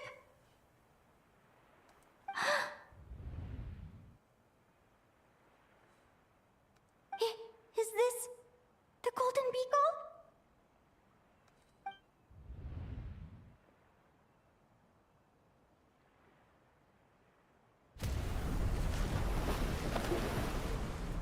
But why?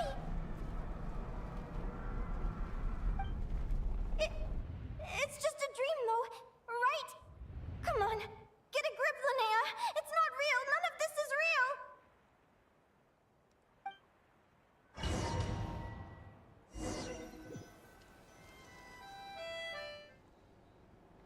It's been many long years since the Golden Beagle sank.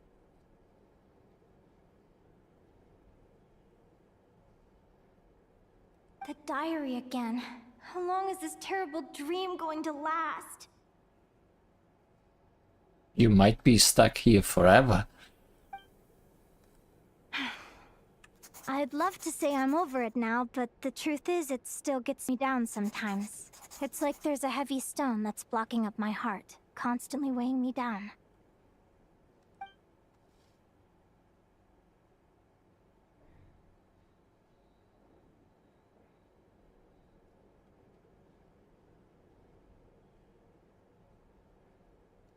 Maybe a walk in the courtyard will take my mind off things.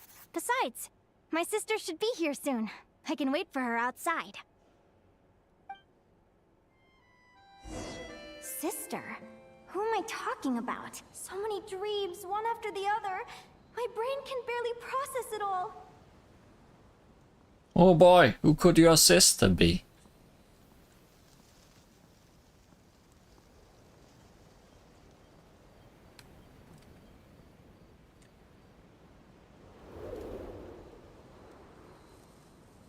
Linnea! Huh? That voice sounds familiar. Over here. Did you get my letter, Linnea? I'm so sorry to be the bearer of bad news. Come back to the tundra with me, so we can be with Mom and Dad one last time. Selena? She's my sister? Mom and Dad? One last time? This is the natural circle of life. We don't live that much longer than humans. This day was always going to come. I can't pretend I'm not sad. But at the same time, I wonder how an ordinary person would react to hearing this news.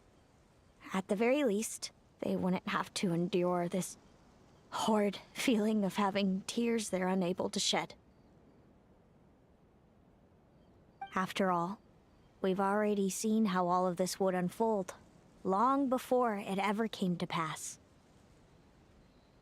Remember, when you passed out during that competition? You saw it all as you lay there, unconscious. At the time, you thought it was just a dream. What is she talking about? No. No. This can't be true. I understand how you feel. One moment you're gazing into the future from the past, the next, you're there, looking back at where it all began. When these two perspectives collide, how can the journey not feel like a dream? Time flies. One day, we too will grow old. Is it even possible to live a life without regrets?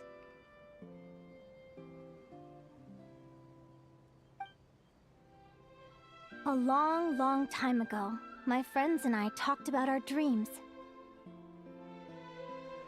Mine was to buy a research vessel and explore the mysteries of the world. Then, when too old for a life of adventure, I'd combine everything I'd learned into an illustrated atlas of nature. My entire life is recorded in these pages. Maybe one day, a long, long time from now, someone will open them and see that there are sections on the formation and evolution of certain creatures and environments that remain blank. Whoever you are, I entrust the task of filling those blank pages to you.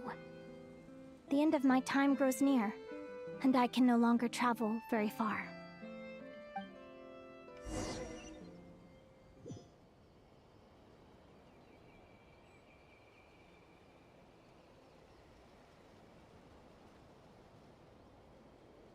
Oh dear.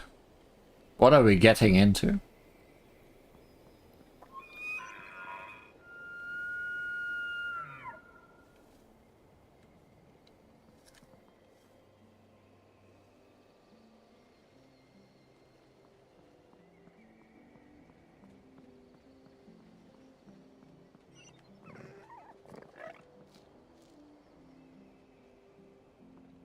Crab!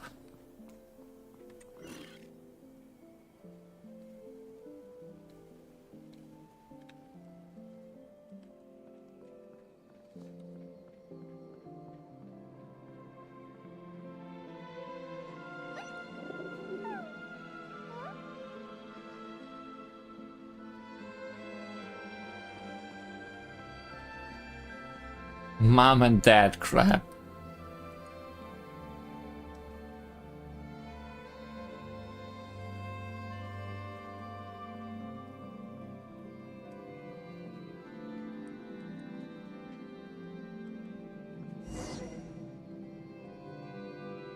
This feels like an illusion, yet at the same time, so real.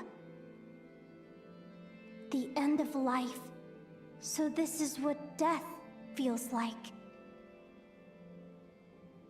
I still feel some faint sensations in my stiffening body, but I can't so much as move a finger. As the warmth flows out of me, I feel no pain. Just the emptiness that remains after everything else has slipped away.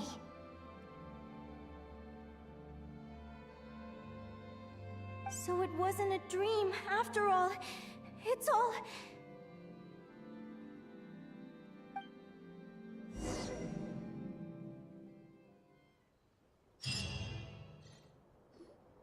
Oh, Linnea, you're awake! Oh, you were out for a long time. You must be starving. Do you want something to eat?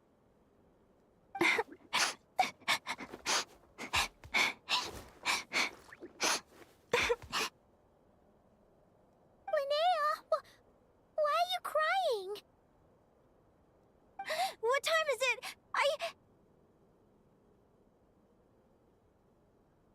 It's evening. And it's the day after the quarterfinals. We were watching the match between Celino and Yehoda when you ran over and grabbed Celino's arm. Then, you just passed out. Do you have any recollection? Even has a pre-collection. Did you have a nightmare? What happened? So many things came flooding into my head, one after another. The end of the competition, things from my future. Even the very end of my life. When I finally had to bid farewell to the world. Some moments were joyful, others painful. All of it felt so real. I don't know how to describe it, but it was terrifying. For one of her matches, Linnea mentioned her mysterious intuition that helps her predict her opponent's moves. Celino seems to display a similar ability during her match with Yehoda. Could this have something to do with Linnea's dream? Should we ask Celino? Perhaps she knows more. Good point. You passed out right after grabbing her. Plus, she said a load of cryptic sounding stuff. She has to know something about what's going on. Still, is it really a good idea to go looking for her? What if the same thing happens again? Yeah, it could trigger more of these vivid dreams. Do you remember when we were at Speranza and I told you guys about my childhood? Well, there were a few details I left out. I wasn't a very cheerful kid, nor was I all that brave. Before I told my human parents about being a fae, I spent so many sleepless nights tossing and turning. I knew what might happen once I told them. I desperately hoped they'd say, Linnea, even if you aren't our child, we still love you. But I knew that was impossible. Their own human child was out there somewhere, as were my fae parents. Our family was a lie. And all lies unravel with time. So, even though I was terrified, and even though I knew I might end up an unwanted child, I eventually mustered the courage to tell them. I did what I thought was right. I knew things might not turn out how I hoped, but I wasn't going back on my decision. The same applies this time. I have to see Celino. Oh, Linnea. I'm now realizing that I have no idea where she is. Oh, don't tell me I have to wait until the next round of the competition. You say it, Aguara. Huh? Aguara, do you know where Celino is? I think he wants us to follow. Do you remember Seleno's scent? That's amazing! You're the best, Aggie.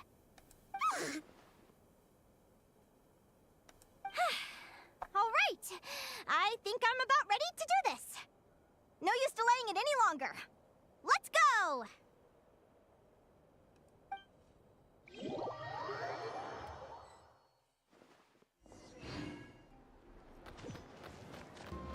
Show the way, Aggie.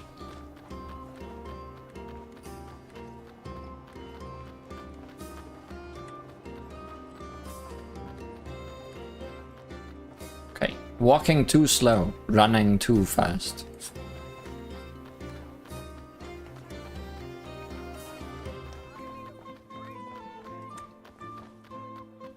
Oh.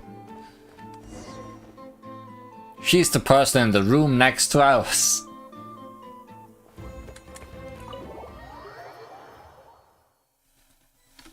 Huh? The flagship? What are we doing here?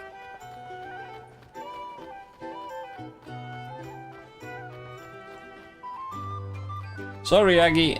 One moment. People seem to really dig the drinks here.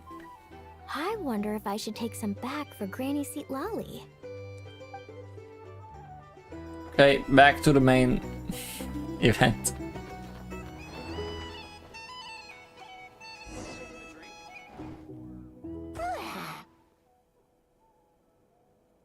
After all that, Seleno's staying in the room right next to ours? No wonder Aguara could pick up her scent. Is anyone there? You're sure this is the right room?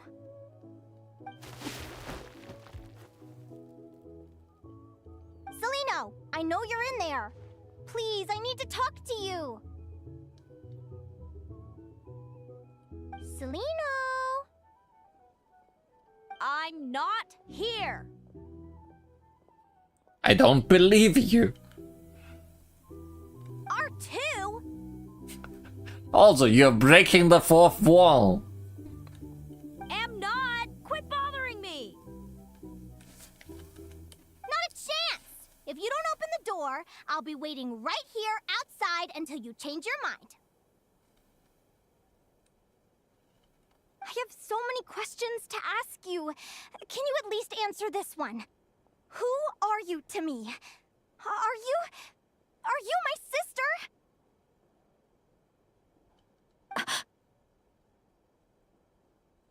Open the door!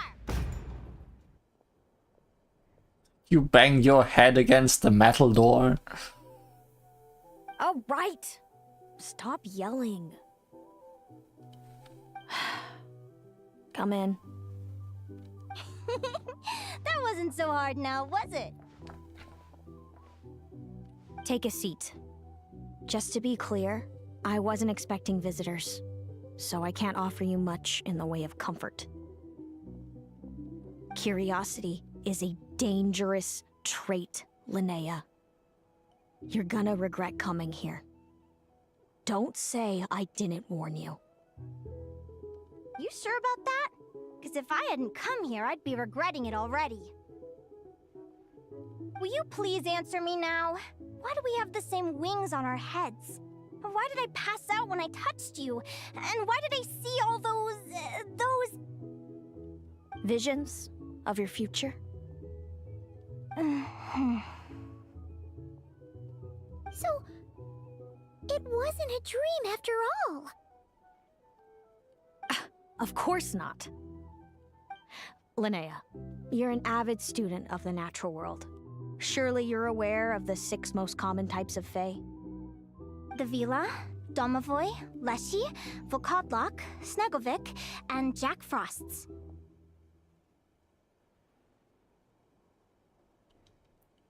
I was wondering if I know more than just Jack Frost.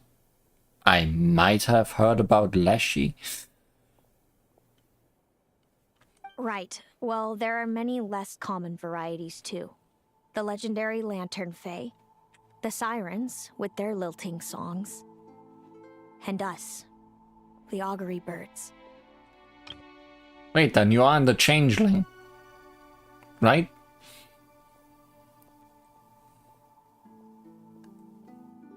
We foretell both disaster and delight, gazing upon the past dawn and future night.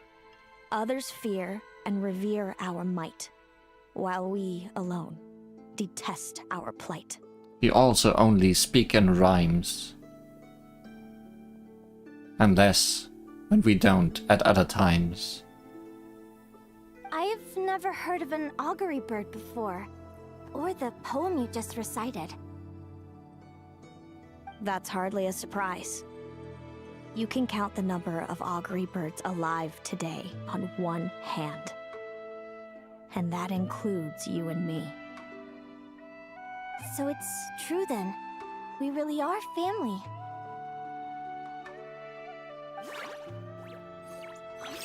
Family. Birds of a feather, you could say. Selena didn't deny that they are family, but something about the word seems to trigger her. Clearly she has conflicting emotions about her family. Augury birds are born with a peculiar ability. We can see crossroads in the flow of fate. Immutable future events that all paths will lead to. Are you talking about prophecies? We've met other people with the ability to see the future. Doesn't surprise me. Humanity has many ways of observing fate. The stars, the ley lines. Our abilities are feeble in comparison. We can only see our own fates. If a friend wants to know their future, or someone is concerned about the destiny of the world, we're powerless to help. Well, unless you stick together long enough so that your fates intertwine. But the way it feels to witness your own fate, I trust you understand by now, Linnea. It certainly wasn't fun. Those prophecies brought a flood of emotions with them. From excitement to frustration to bitterness. By the end, all I was left with was a kind of numb emptiness. I had a goal in life, and before I even had the chance to start fighting for it, I saw how it would end. It's like someone spoiled the ending of a story I was really enjoying. Wait till you've tried to defy fate and found how powerless you are to change it. That's when the real suffering begins.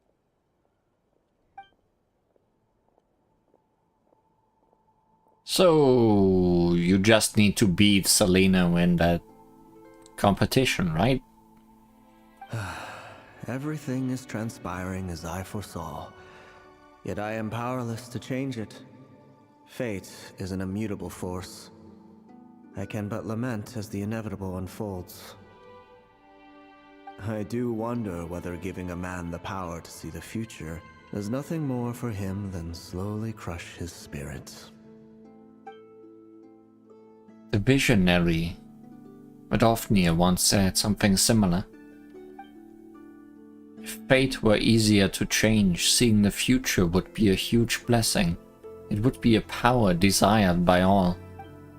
But if fate is set in stone, then knowing the future would be a heavy burden to bear.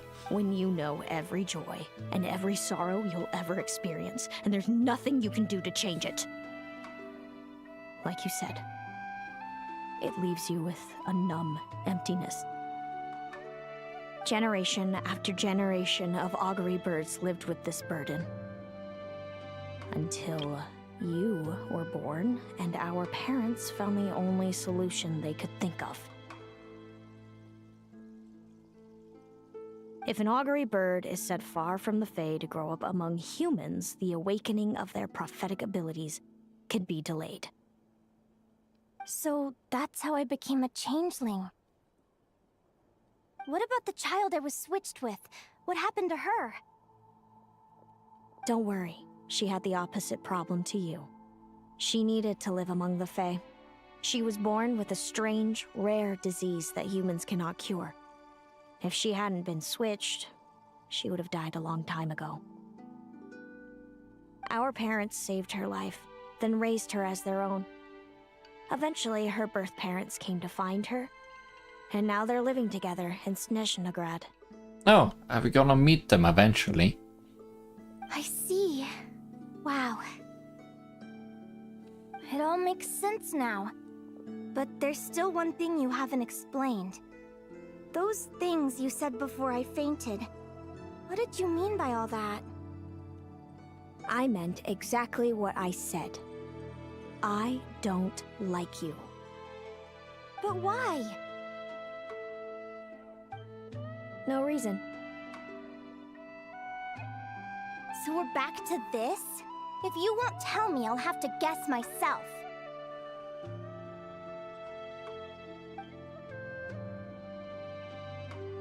Celino, are you jealous of me?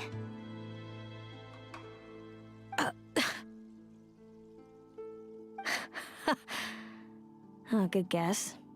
But I wouldn't call it jealousy. More like resentment. By the time our parents came up with a solution for you and sent you off to live with the humans, I was already tormented by visions. If I'd been born just a few years later. How cruel fate can be. Mom and Dad would sneak over to Nodcry to see you sometimes. They talked about you non-stop. Even that human child got more attention than me. I came with them once, to Nodcry. When I saw you there in the distance, living your carefree life, I was torn apart by jealousy. But I had to pretend that nothing was wrong. Even that I wished you well. Did no one ever consider how I felt? What was I to them? A reject? A failure? A pitiful wretch abandoned by fate? Oh, Celino. All of this led to me deciding, a long time ago, that when you were old enough, I'd come pay you a visit. My plan was to tell you the truth about everything. And then, you would share in my suffering. I know. What kind of horrible person would want to do that to someone? Someone like me, apparently. Then, why did you hide from me?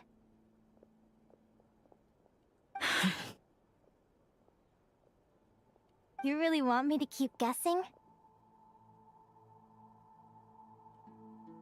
It was because I found out the image of you I'd built up in my head. Of happy-go-lucky Linnea, spoiled by her parents and coddled by fate. It was all just a fantasy.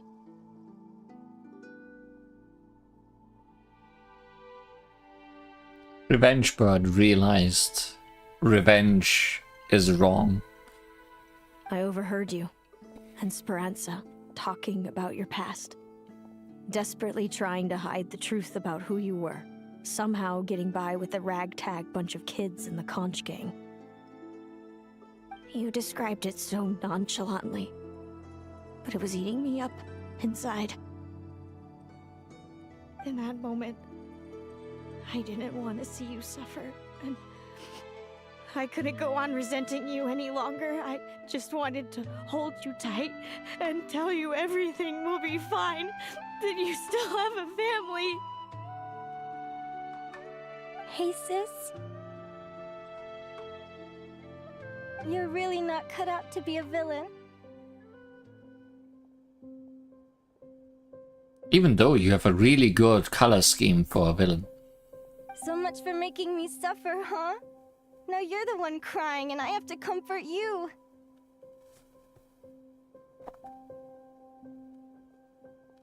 But I understand now. That feeling you had, it wasn't resentment. You were just lonely.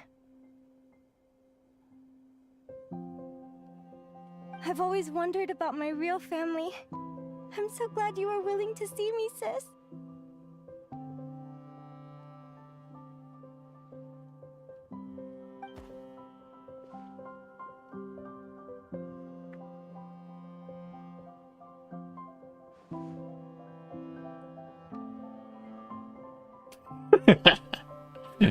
And then the fun times continued. All of you. This is not how I expected this to go. Nobody did, really. Couldn't you see this in your future predictions? Don't mention it. Paimon thinks it's always best to get everything off your chest. That way, everyone can go back to being happy. You're right, Paimon. I haven't been this happy in a long time.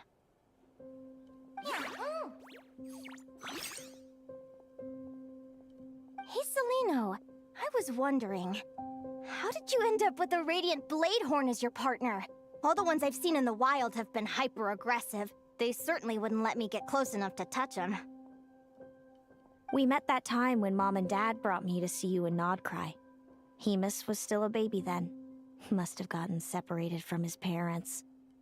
I ended up looking after him for a while. I suppose our friendship was preordained. Just like my upcoming victory in this competition. An immutable crossroads in the flow of fate. Immutable? You're welcome to try to fight it, if you want. Prepare to experience just how cruel fate can be. Leave this competition and fly somewhere far away. I promise you, something will happen to force you right back here. Or if you prefer, you could go all out and try to beat me. But I have both luck and superior strength on my side. It's a goal few will never overcome.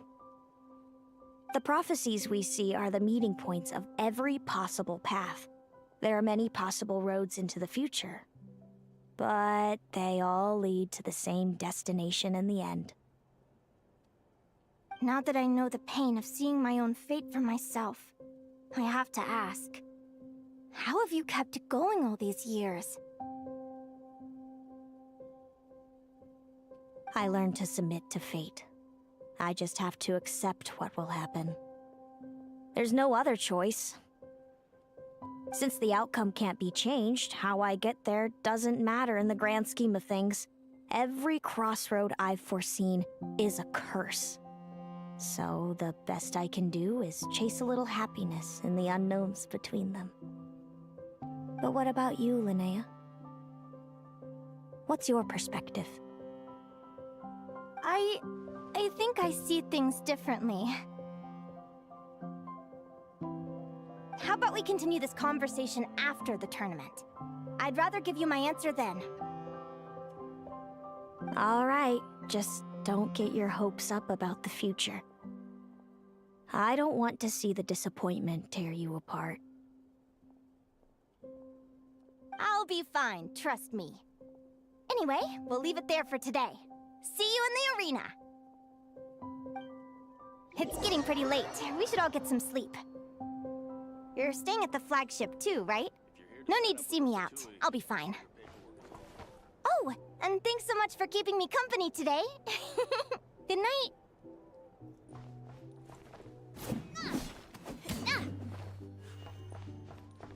Knock, knock. Guess nobody's home.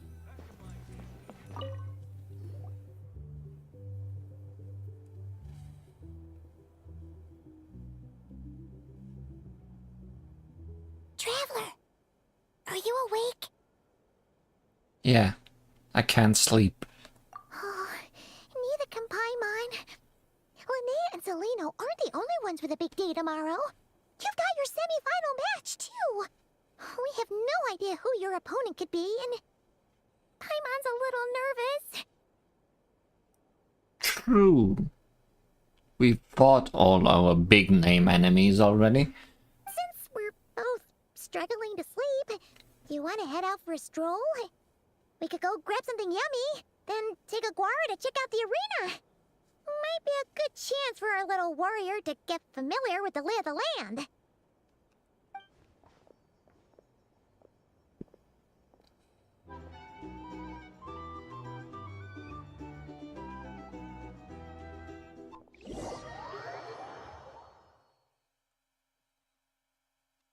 Thanks for showing that lamp, I guess.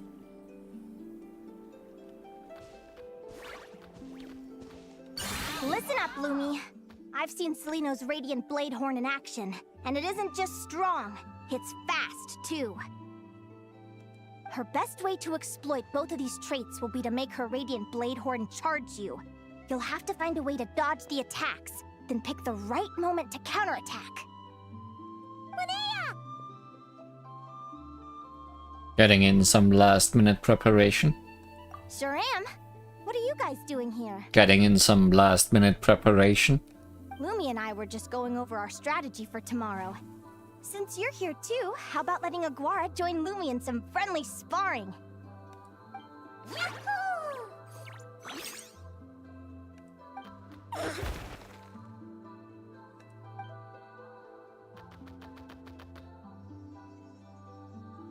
Lure the enemy in and wait for an opening to strike. Yeah, looks like that's my best shot at victory. But Amos is so powerful. Even if we do find an opening, I'm not sure Lumi's even strong enough to make it count. I need a better plan. You've prepared as thoroughly as you can. Good luck. Thanks. Just because I've seen a future where I fail, doesn't mean I'm willing to go down without a fight. Fate is such a mysterious idea. Despite having it explained to me and having seen it with my own eyes, I still find it hard to wrap my head around it.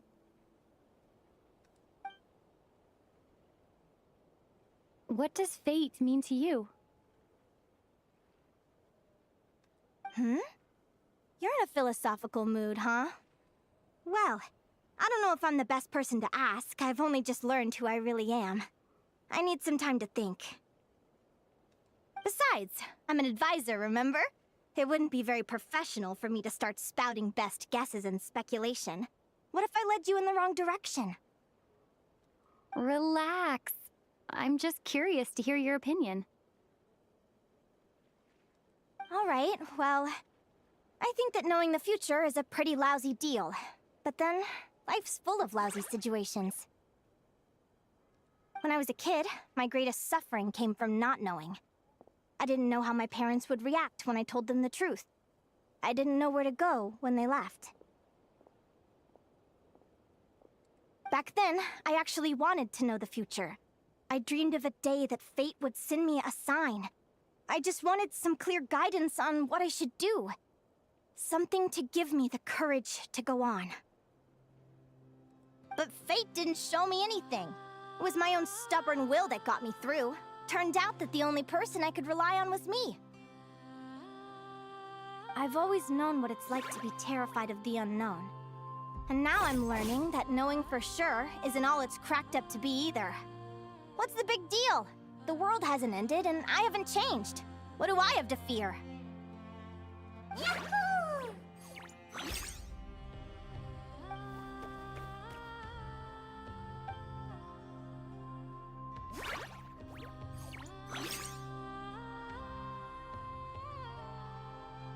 Training session over! Feels like these two are really forming a close bond. Maybe they should team up and get disqualified. All right, I think we're as prepared as we can be. Time to get some shut-eye. Tomorrow, we're gonna face our fate.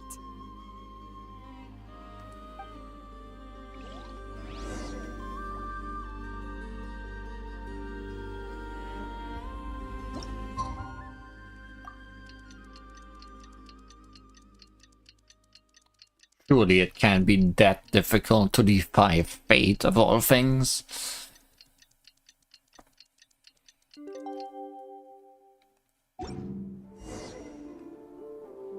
Complete the fated duel.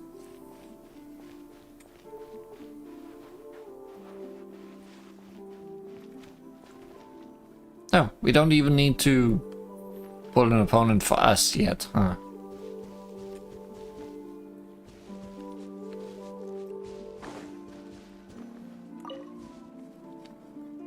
Is everybody ready?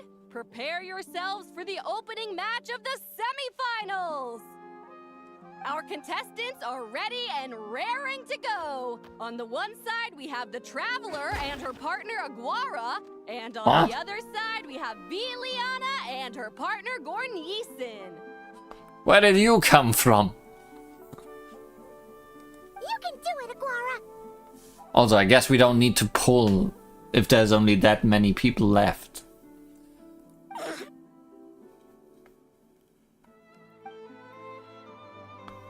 Perhaps because of the last-minute training yesterday, Aguara is more fired up than usual and wins the match with style. Oh, we don't even get to play this one.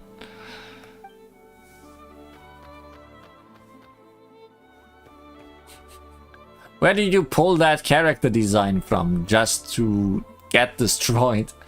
We have a winner! Everyone, please take a short break. The second semifinal will begin shortly. Great job, Aguara! Hey, Traveler! Linnea and Selena were up next. Come on, let's cheer them on! So, will I get to play that one instead? And lose on purpose? Looks like our contestants and their partners are in position. To make fate real? On the one side, we have Linnea and her partner Lumi. And on the other side, we have Celino and her partner Hamus. Buckle up, folks. The semifinals are about to begin. Yahoo! You can do it, old boss! Go get him, Linnea!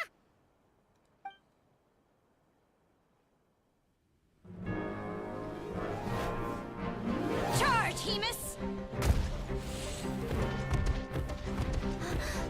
Don't panic, Lumi! Remember your training? I'm right here. Ready? Now jump! Attack! Stop her!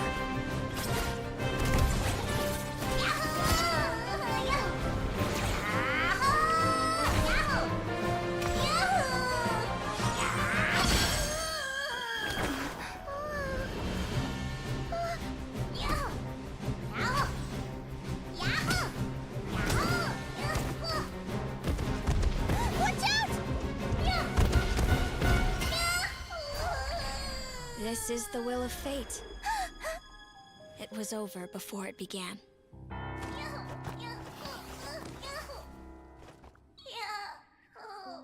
Lumi!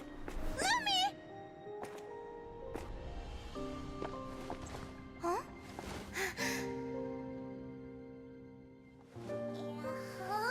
Oh? You wanna come with me? Let's go then. The wide world awaits.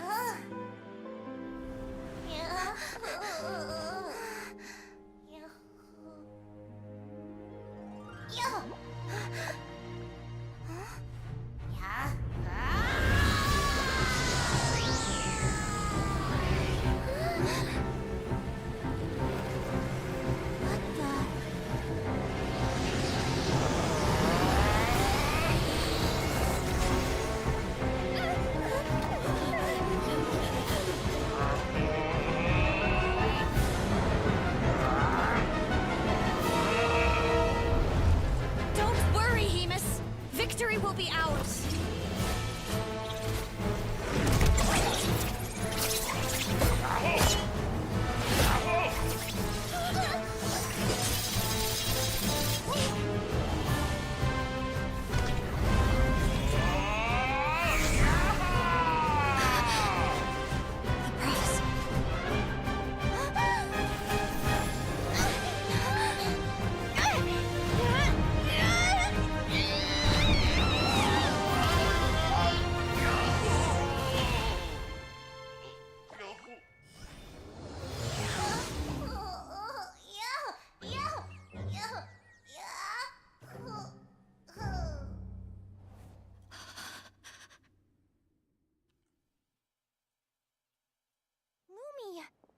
Turns out those wings are big enough to fly after all.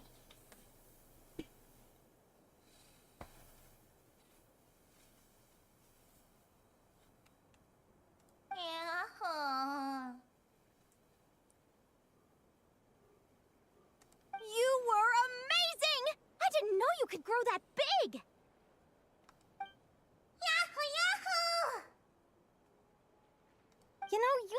feel different after absorbing all that geo. Wait a sec! Could that be it? Oh, Linnea! Are you guys alright? Also, you became dangerous for the audience. Please don't do that. Traveler! Paimon, come quick! I figured out why Lumi is different from other Jack Frost! After all the theories I've looked into, it turns out there was one possibility that never even occurred to me! Oh yeah, disqualified for sure. What if Lumi wasn't born different at all? What if it's all a consequence of her diet? Surely ingesting large amounts of rare ore could explain the development of her geofeatures. I mean, just look at fiships. Depending on their element, fiships can look wildly different. But from a biological perspective, they're still considered the same species. Lumi, you don't have to wait for evolution to catch up at all. You just have to find another Jack Frost who likes the same things as you do. Then you'll have a true companion! I'm so happy you unleashed your full power, Lumi! If you hadn't pushed yourself like that, I never would have had this eureka moment!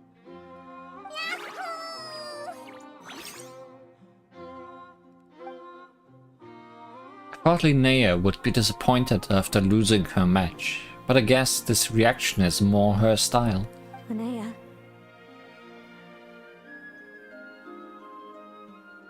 Why did you hold back? What do you mean? If Lumi had landed that hit, you and Hemus would have been in serious danger. Even so, when that hammer started to fall, the future I once saw went blank before my eyes. Did fear cause me to see a false vision? Or did she truly cheat fate for a brief moment? What does it matter? In the end, the pull of fate exerted its force all the same. The prophecy came to pass as surely as the sun rises in the morning. What's on your mind, sis? I just think it's a shame. You gave your all in that battle, but it didn't change a thing. Whatever path you take, it always leads to the same place.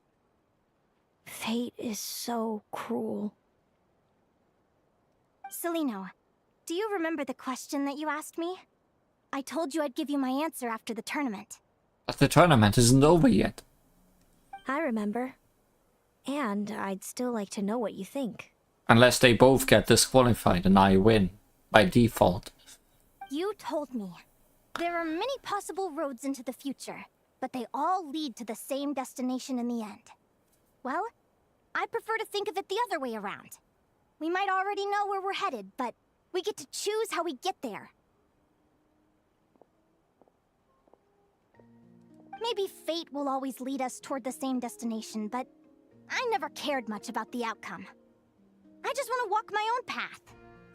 What if my ship gets burned and sinks? I'll find a nice way to get there.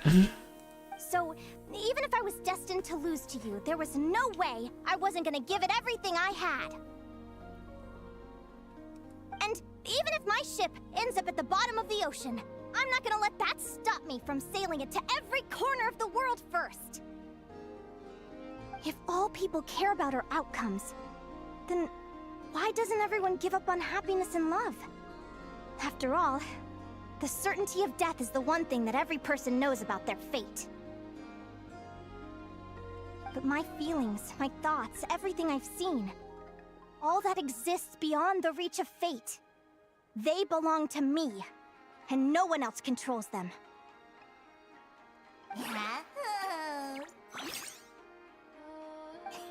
Lumi, sounds like you agree, right?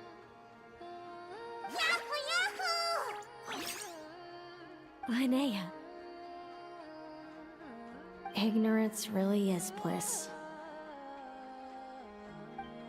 Even when we're scared and uncertain, it's important to face the truth head on. You sure about that? Because if I hadn't come here, I'd be regretting it already. How I envied your cheerful optimism when I first saw you. I thought your happiness was all thanks to your obliviousness to fate. Yet, Now you've witnessed your fate and experienced failure. And still you haven't let it drag you down. Perhaps I was wrong from the start. The difference between us was never about knowledge of our destinies, it's about having the courage to accept it. Celino, you okay? You're looking pretty zoned out. Actually, I was just thinking, I'm happy for you. I claimed the victory promised to me by fate, and you found your answer. A truth that transcends fate itself. Sounds like I got the sweeter deal overall. But hey, mine and Lumi's journey isn't over yet. Got some ships to sink. So enjoy your victory, Celino. But don't get complacent. Otherwise, my partner here might just take it back from you one day. You mean me? You... yeah.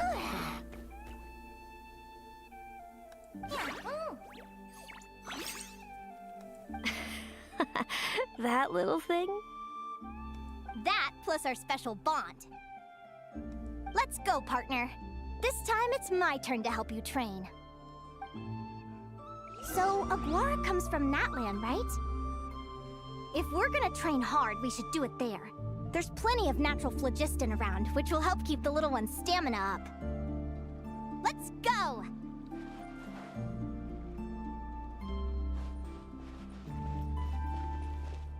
Nobody to talk to, I guess. Would assume. Possibly correctly.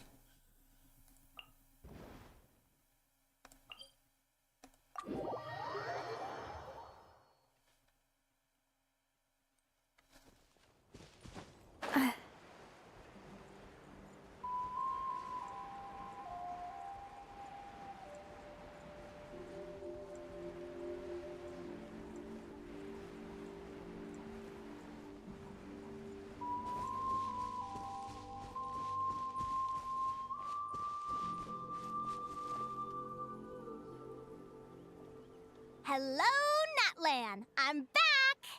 Give me a moment to set up the tent. I bought this one the last time I was here.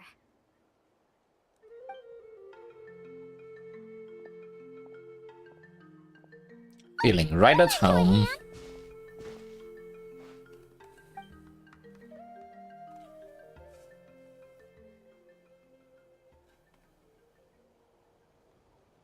Now then, Aggie, it's time for you to learn one of Lumi's signature finishers. Grow really big.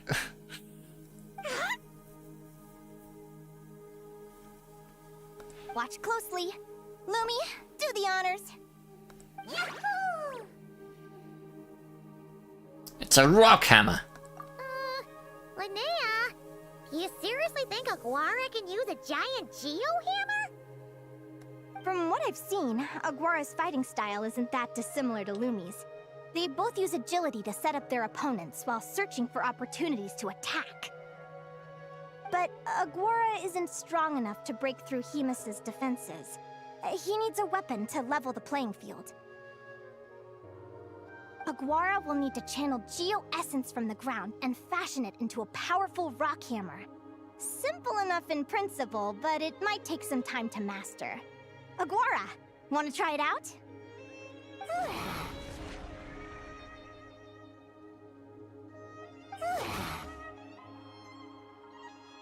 Don't worry. It's normal to fail on the first try. Just gotta keep trying. You'll get the hang of it. Lumi, it's up to you to show Aguara how it's done.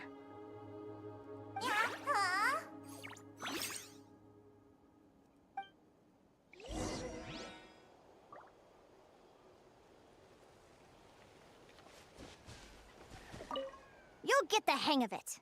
Lumi, it's up to you. You can do it. I believe in you. I'll just sit here and watch for a real long time.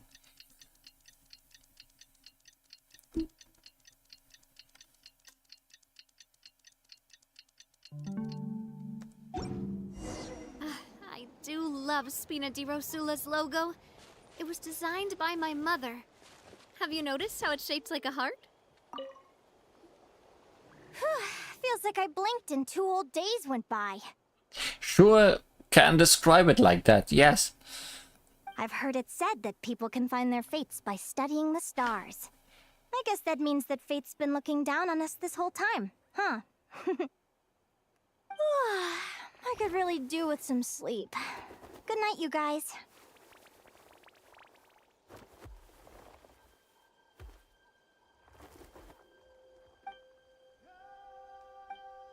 As a descender, my fate is my own.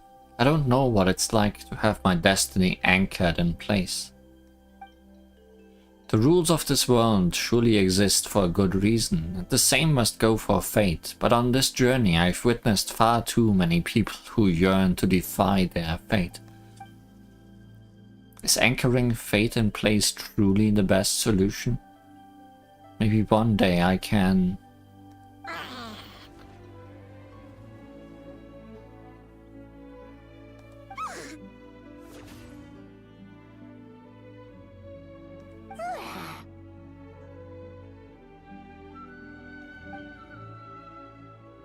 Oh!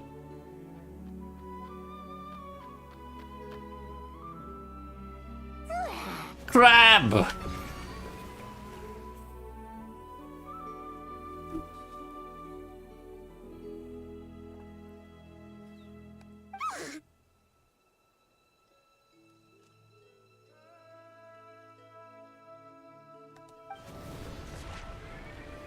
Crab Senpai! Show us the hammer time. Show us how to get hammered.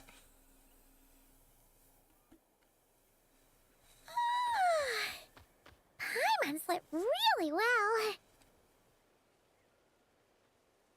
Huh? Whoa! Look at all this grapefruit! Aguara, did you pick these for us?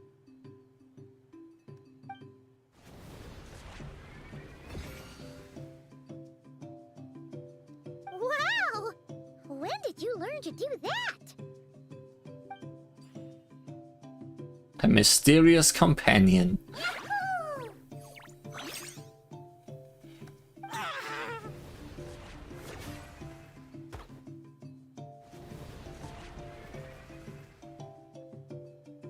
Are you saying you had help from another Saurian? Who could that be?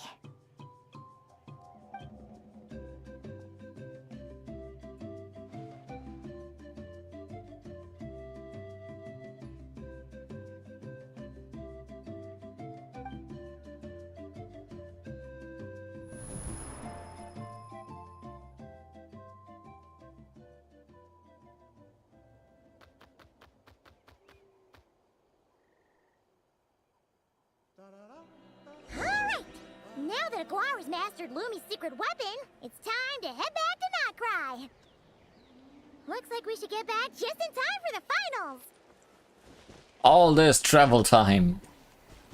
All this grain fruit. I thought we'd share, but I guess I'll keep it all for myself.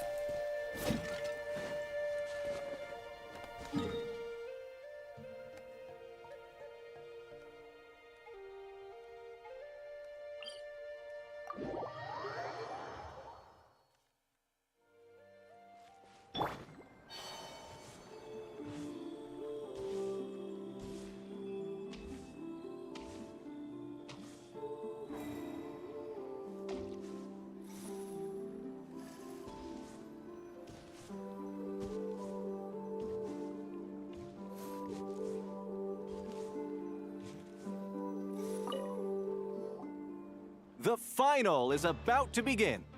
Contestants, please take your positions. Spectators, we kindly ask you to wait outside the arena. Oh, it's finally here! Aguara, today's your time to shine.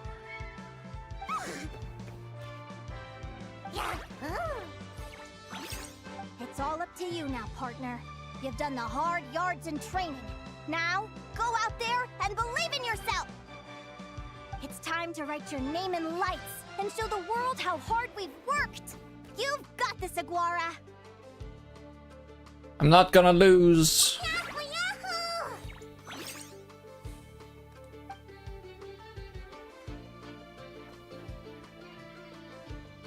Ladies and gentlemen, the wait is finally over. It's time for the Spirit Envoy Championship Final. You'll be very familiar with our contestants by now. Celino and her partner, the Radiant Bladehorn Hamus, who seized their place in the final after a hard-won victory in the last round. Then we have the Traveler and Aguara. This little Tapetlasaur might not look like the most ferocious beast, but this duo have fought courageously to reach the final stage. Who will be crowned champions today? In a few short moments, we will find out. Back from training camp? Then let's do this. Show me what you've got. You've got this, Aguara. Don't be nervous.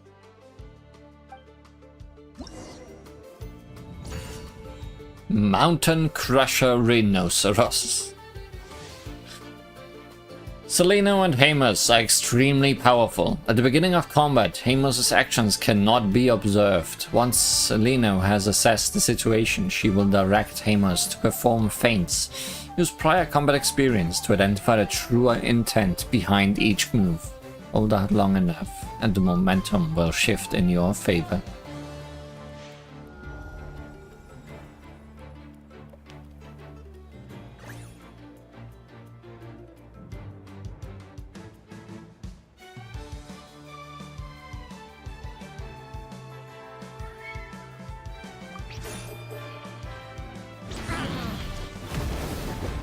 Starting on a draw, I see.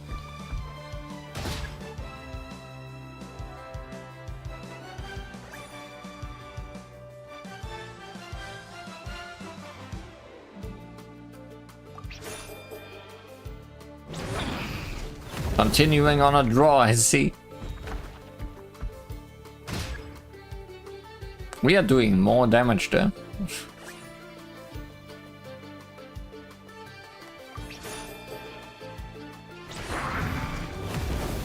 Does it just always pick the same one I pick?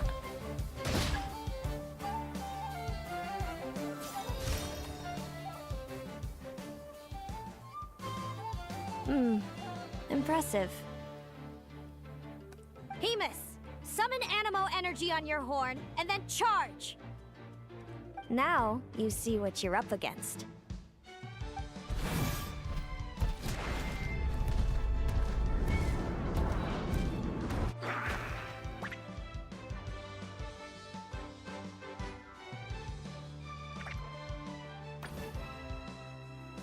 Hiding underground, are we?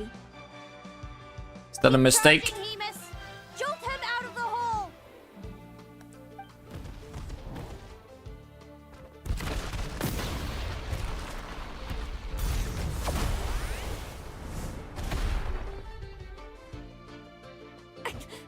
Hamus, are you all right?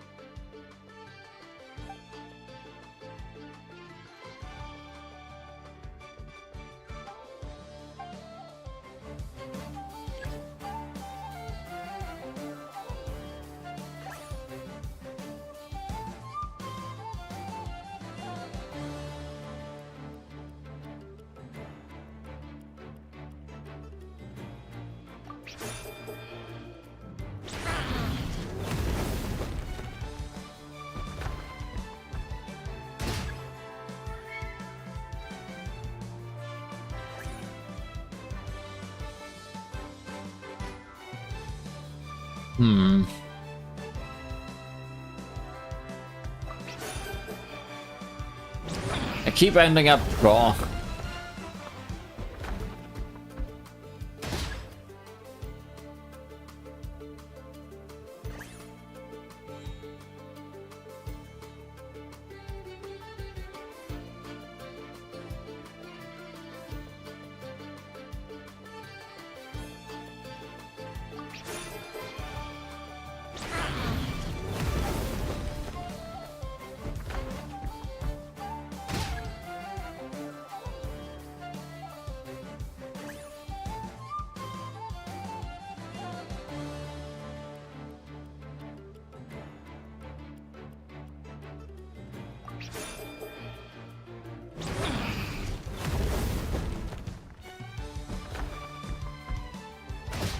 Am I just bad at predicting, or is it always drawing on purpose?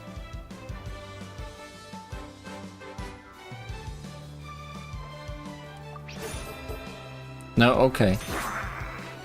I was supposed to always pick the one that they are trying to do. Or pretending to do.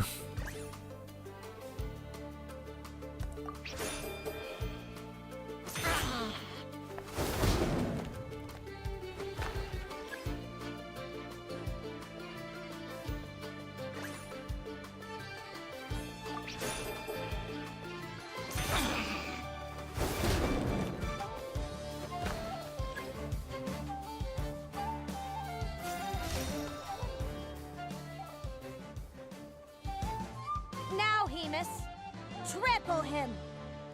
Why do you get to do ultimate twice? March to victory and leave nothing standing.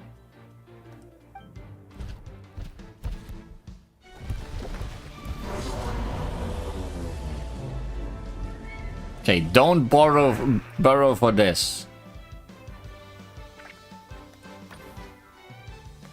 Predictable. Is it?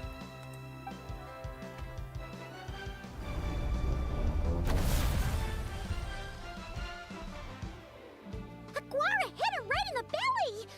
But it didn't seem to do anything. It was the obvious move. Hemus was well prepared for an attack like that.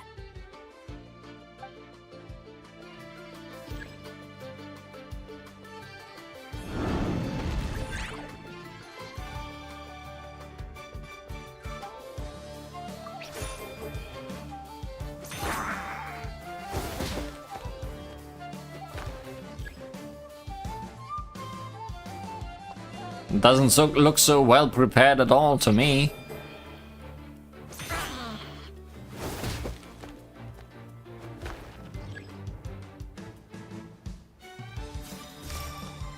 Hey, there we go. Hemus seems to be running out of steam. But Aguara's already panting too. Looks like it's time to end this. Aguara!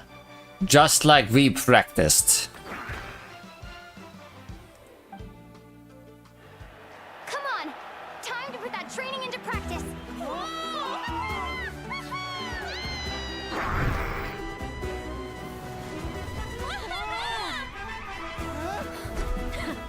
Interesting. Hemus! We showed them no mercy! Dude! That little munchkin's got some style! It's a trip to the hot springs if you win. Hemus, full tilt! Aguara, charge!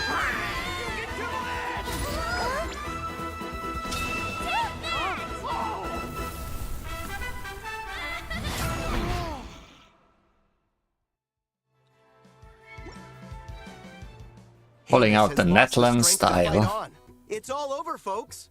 The champions are the Traveler and her partner Aguara.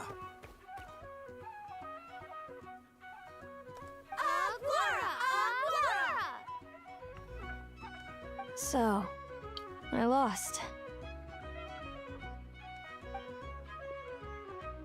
You did superbly, Hemus. Get some good rest. This outcome was predictable. Seems I underestimated your little partner. I'm impressed. What did I say? Told you my partner would help me settle the score. Played a big part in this win. It was all thanks to Lumi's secret weapon.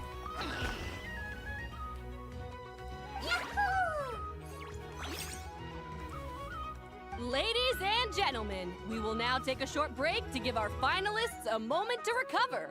But don't go too far, because we'll be back very soon for the award ceremony. Thank you to our contestants for your amazing performances. Now we'll be interviewing our 4 top finishers. Hey, get to pull out that design once more. First up, it's our champions, the Traveler and Aguara. I'm not even in frame. We can all see that Aguara is still a young slip of a Tapetlosaur, and yet the fiercest of enemies couldn't stand in his way. So tell us, what's the secret to Aguara's success? Secret is Aguara's special connections with his friends. I see. It sounds like behind every champion is a dedicated group of supportive friends. I'm sure we're all looking forward to even more spectacular performances from Aguara in the future. Do you think you're up for the challenge, little one?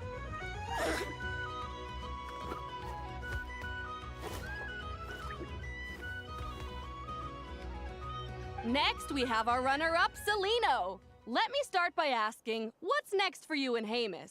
Will the two of you keep adventuring together in the future? No, Hamus doesn't belong with me.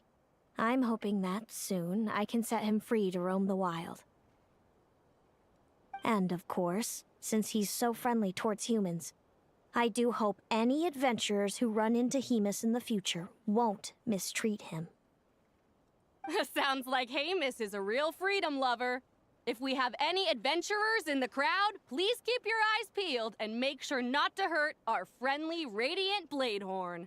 If it's such a freedom lover, send it to Mondstadt. Moving on now, we have some more familiar faces from the semifinals.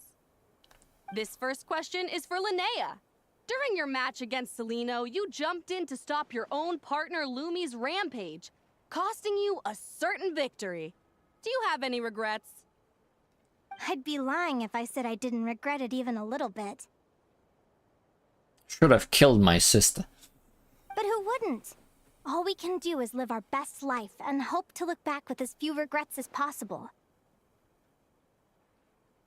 And overall, I had a really great time in this competition.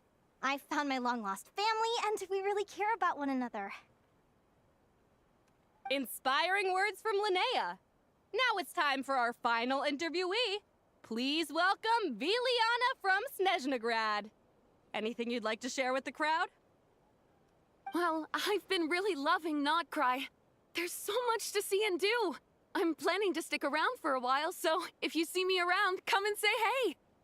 And we never saw her again. Great. Enjoy your stay, Viliana. Well, folks, we've heard from all 4 of our semi-finalists. Now, to round things off, it's time for a group photo. Thank you to everyone who took part in the Spirit Envoy Championship. We hope to see you next time. I wonder if people in Snezhnegrad just look like this.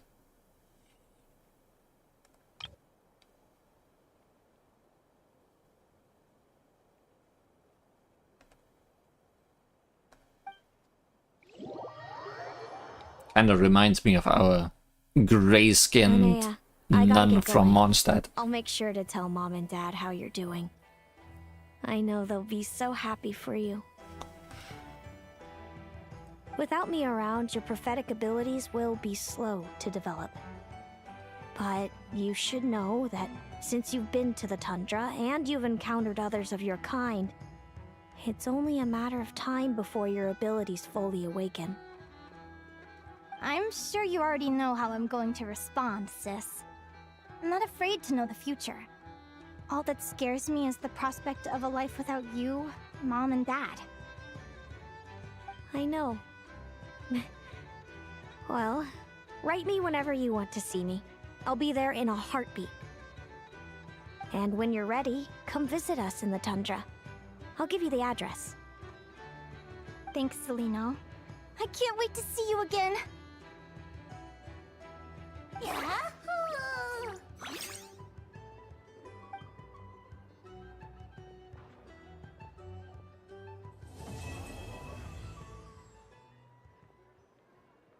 And so wings have come home. Hey, we got the victory medal. A champion medal earned alongside Aguara in the Spirit Envoy Championship. Looking upon it, one can almost see Aguara's heroic figure dominating the arena once more. Of course, this victory in the finals would never have been possible without the help of Linnea and Lumi.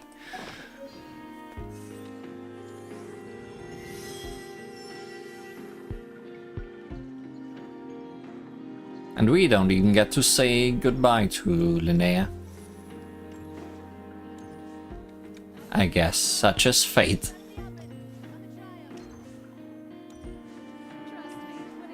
Now one might think we are done, but we are never done with this game.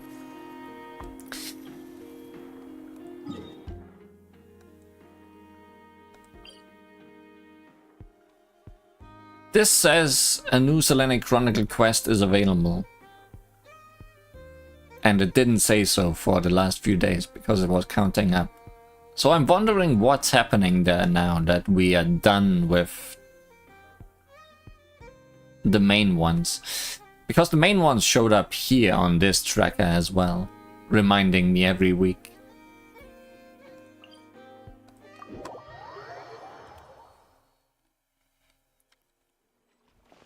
What's actually happening here now?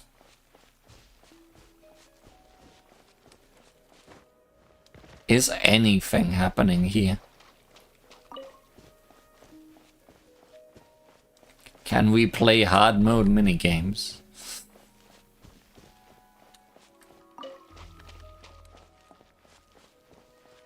Well, she's back at least.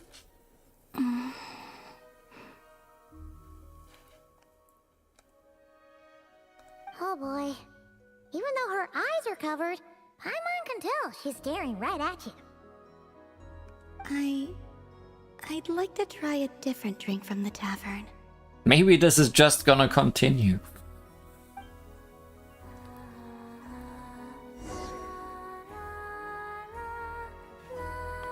A toast beneath the moon.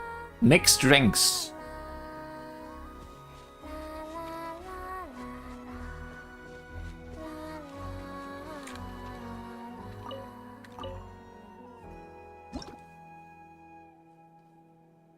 Really, we are doing this here.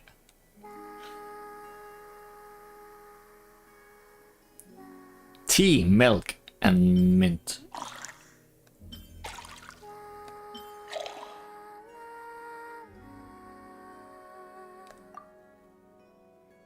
Shake it really hard. Oh. We are doing the quick version. Wow. Even Paimon wants to try a glass of that.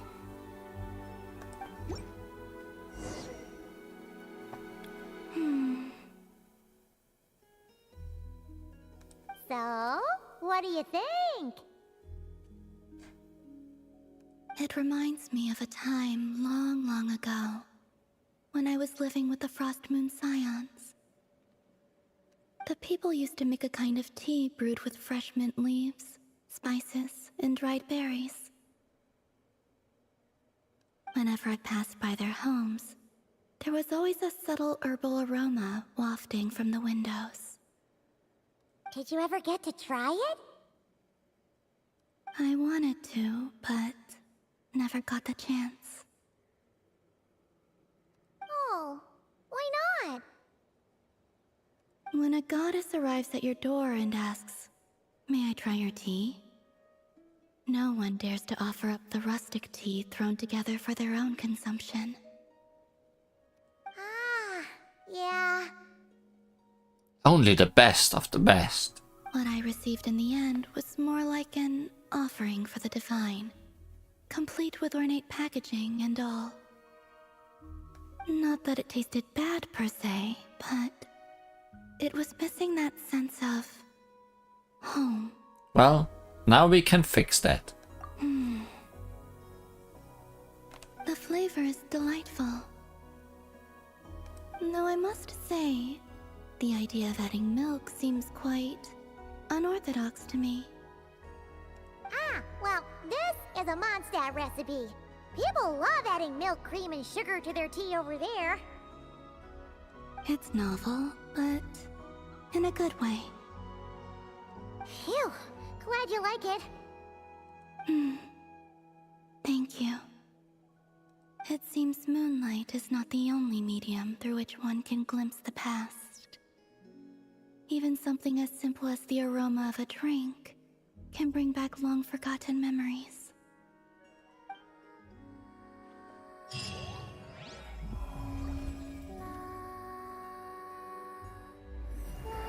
So... Perhaps you could make something for me again in the future. this will just never end, is what you are telling me.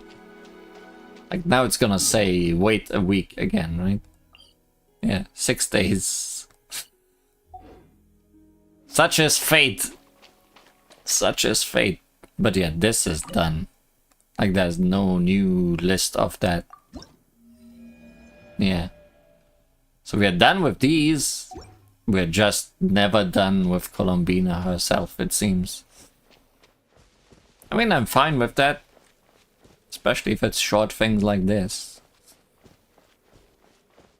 But also, we are not done. Because I'm never done. Well, I am done. And this was weirdly poetic for what's left. I pre-recorded all the drink mixing from the recent Mondstadt event. So why not take a look at one more mix before the end of today's episode?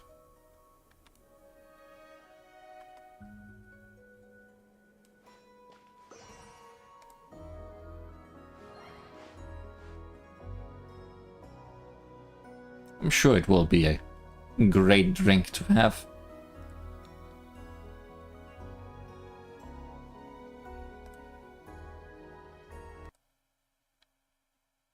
Anyways, current me will be back briefly after this.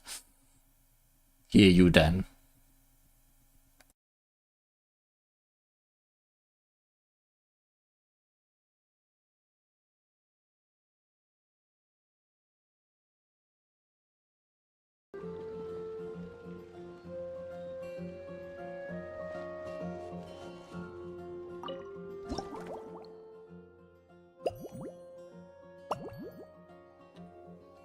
Claymore and musket. The drink stands.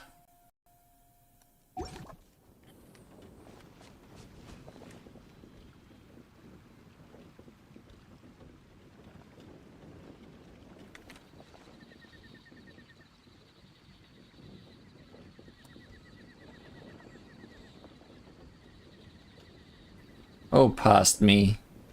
Please do good at recording.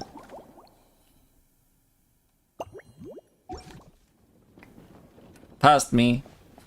I thought I cut at the correct time, but clearly I did not. Watch me fumble as I try to start this clip. There we go. Claymore and musket. The drink stand was built to help knights relax after long days of duty.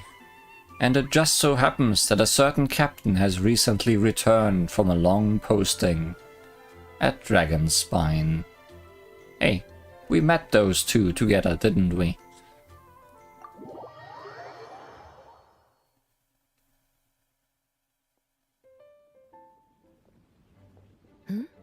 So you're looking after the drink stand now. If I'd known sooner, I would have stopped by this morning. Thanks for your support. Anytime you need a drink, I'm here to serve. I've got to say, I'm getting curious. I've heard a lot about your mixology skills. I am very skilled. I wonder what kinds of drinks you can mix with the ingredients Glenfiddich has prepared. You seem busy. You've been working extra hard lately, haven't you?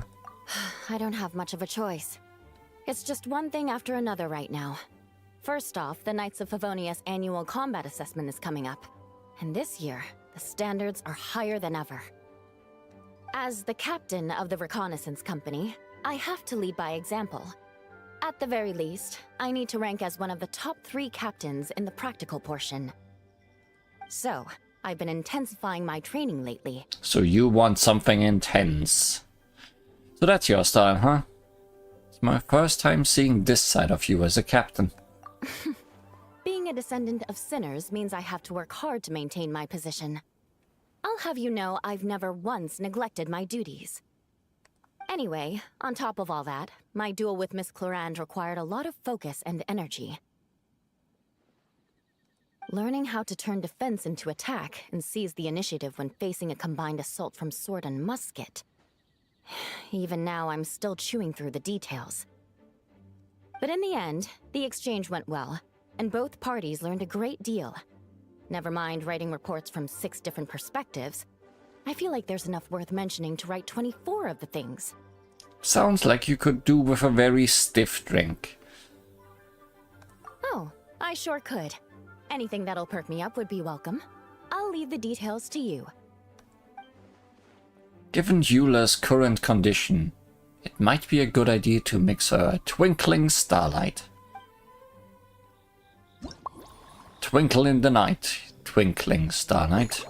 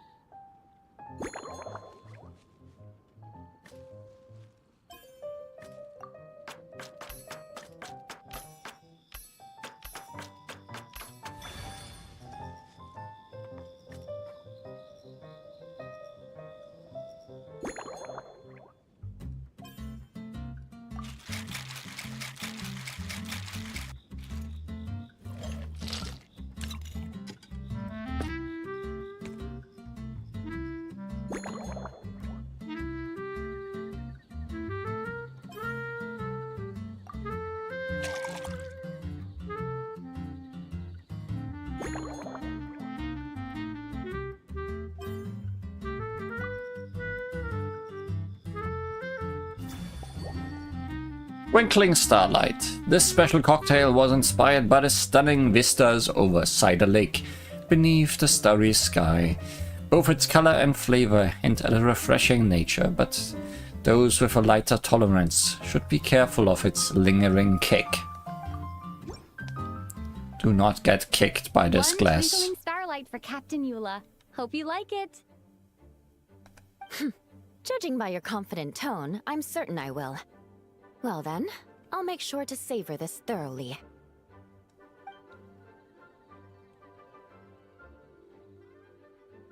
Huh, not bad. Sweet and tingly, with a delightful airiness. The fizzy water really brings it to life. I suddenly feel full of vim and vigor, but just one glass doesn't quite scratch the itch. How about something with a bit more bite? You want me to bite you? Looking for something with more of a kick. Don't hold back. You don't need to worry about putting me on the floor with nothing but a couple of drinks. Let's chat while I decide.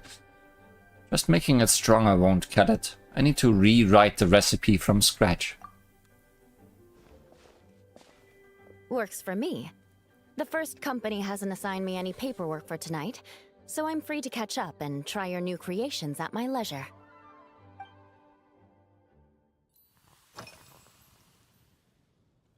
I'm just wondering, that bottle you're carrying, is it imported fruit juice? That's right. The merchant I got it from called it Romaritime flower fruit extract. It has a very unique smell. Here, have a bottle. Have you been drinking a lot of this lately? Why carry it around? Oh, it's a necessary courtesy. In that book Miss Magistus lent me, The Blade Dancer, 20 Years On, it says, after a duel, a Fontanian swordsman will politely invite their defeated opponents to a banquet. To properly play host to Miss Clorand, I searched for quite some time to locate a rare goods merchant in Dorman Port who sold this juice. Sounds like something out of a story. I had my doubts at first, too. But Amber said something that makes a lot of sense. She said that even if this custom doesn't really exist, following it still shows I've made an effort to understand Fontaine's cultural heritage. Besides, who doesn't like trying new things, right?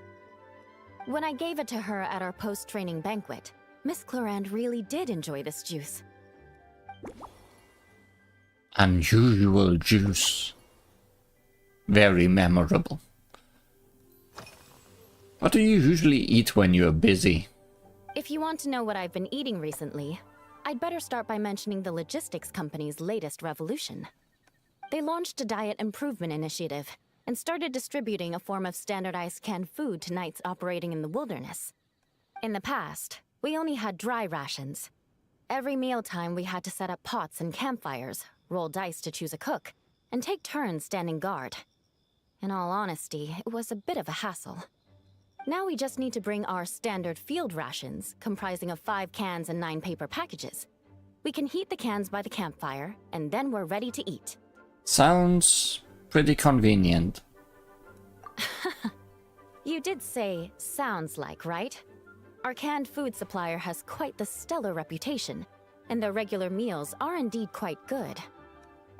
The problem is, in order to meet preservation standards, they have to make their military-grade meals way too salty. The vice captain of the 5th Company, who has a somewhat dry sense of humor, went so far as to say, "This food's bad enough to bring down the wrath of Liyue's stove god." In any case, after eating it for a week, my taste buds have gone completely numb. Is it really that bad?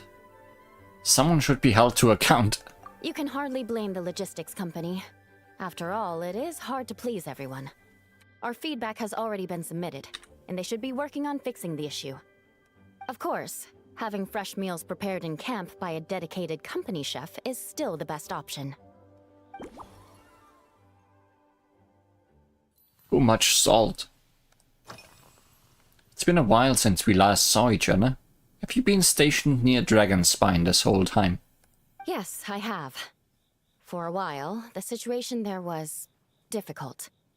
A gang of outlaw engineers was messing about with some sort of mechanism control technology, attempting to manipulate ruin graders so they could rob merchant caravans. To make matters worse, several veteran knights who had been stationed at Dorman Port were transferred to my squad, and they weren't happy to be taking orders from that Lawrence girl. Leading them on this mission was quite eventful. It took 3 weeks of stealth operations in the snow, with no fires to keep us warm, before we finally located the enemy's stronghold. Those veteran knights faced the bitter cold and were almost taken down by the enemy's smuggled battle mechs. Fortunately, the battle went our way, and they had no choice but to acknowledge my abilities. I'm sorry you had to deal with that. Me? I'm completely fine. But thank you for your concern. It was mentally tiring for sure, but fortunately, the operation wore them down far more than it did me. They won't be questioning my authority again anytime soon. If any new recruits try to make my life difficult, I'll just have my veterans give them a few friendly pointers. I guess you could call them a permanent solution, huh?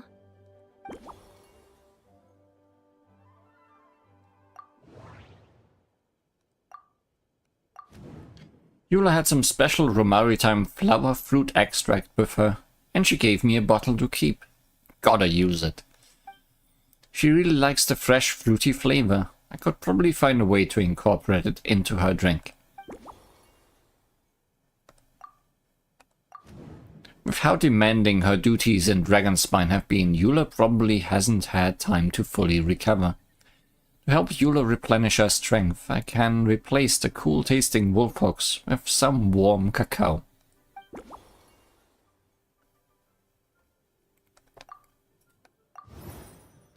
This latest experience seems to be something worth remembering for Eula. Should find a way to reflect that in her drink. I can probably tease out some threads of inspiration from our discussion and then try to piece them all together.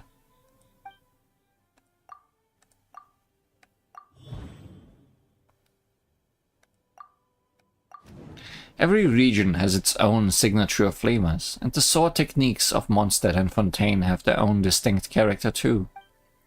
I need to find out what Eula thinks. Maybe I should chat with her some more. A sparring mindset.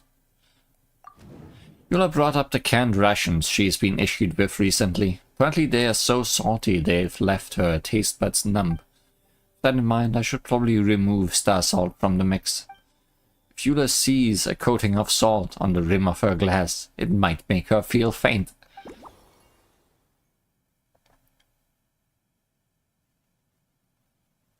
Are we not satisfied yet? We are not. How do you feel after your contest? Oh my. To be honest, before we crossed swords, I was feeling eager, but also a little nervous. Miss Cloran's combat style comes from the mysterious Marechaussee hunters. In the library, there are some old Fontanian newspapers from hundreds of years ago that give some idea of how formidable an organization it was. A more recent newspaper claimed that Miss Cloran was an orphan from an underwater kingdom, and that before battle she would perform rituals inviting spirits to possess her sword. Certainly, from my own experiences, Miss Cloran's abilities more than match those descriptions. Now I'm surprised she insisted on using her musket last time. Such a historic showdown deserves an extra special cocktail. Should be commemorated with a sword-themed drink. Incorporating elements of swordsmanship into a drink? Huh. Certainly a creative idea, I'll give you that. A commemorative cocktail at a time like this sounds nice, but how do you plan to express something like swordsmanship with a drink? From what I've seen, Fontanian fighters armed with rapiers excel at thrusting attacks. They put a high price on precision and sustained pressure. That definitely matches the description I read in that book. If I were to compare them to a drink, I'd say they are like coffee, bullfruit ice wine, or Mondstadt fruit wine. They may not overwhelm your senses, but they refuse to fade away. In fact, the first drink you tried had a fruit wine base. That's right. You really know your stuff. I doubt there's anyone else in all of Tevat who could come up with such a perfect metaphor. Your swordsmanship is different, though. You are like a lead dancer with the claymore, guiding your blade through big, sweeping arcs. You only need one hit to unleash an avalanche of destruction.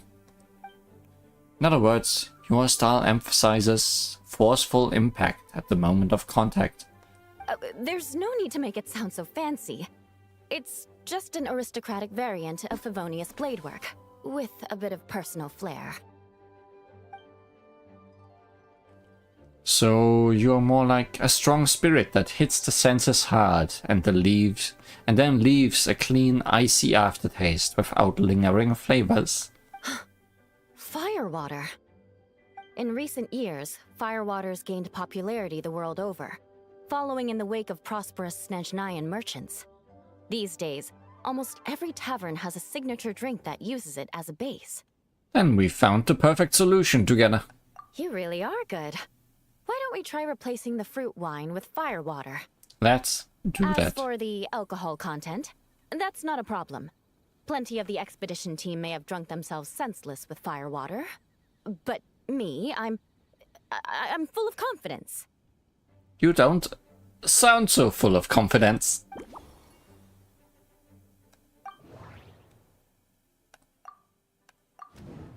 We talked about the differences between Eula and Clorin's blade work.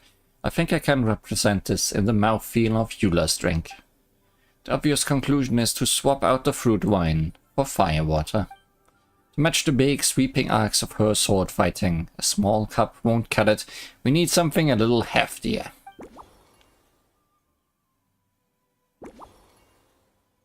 No small glasses allowed. Alright, I think that's all I need. I know exactly how to prepare your next cocktail. Brilliant. I'm looking forward to seeing how you do. This is going to be vengeance for the previous drink. Okay, we just changed everything. Is it even the same drink base then?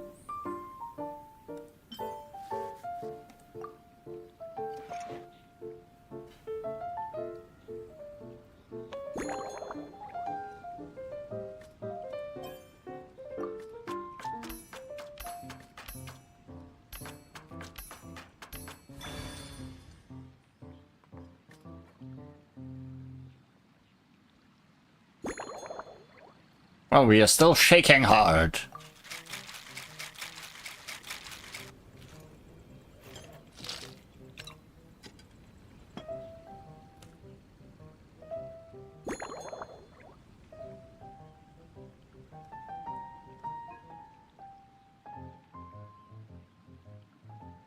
Oh, goblet. It needs to be, huh?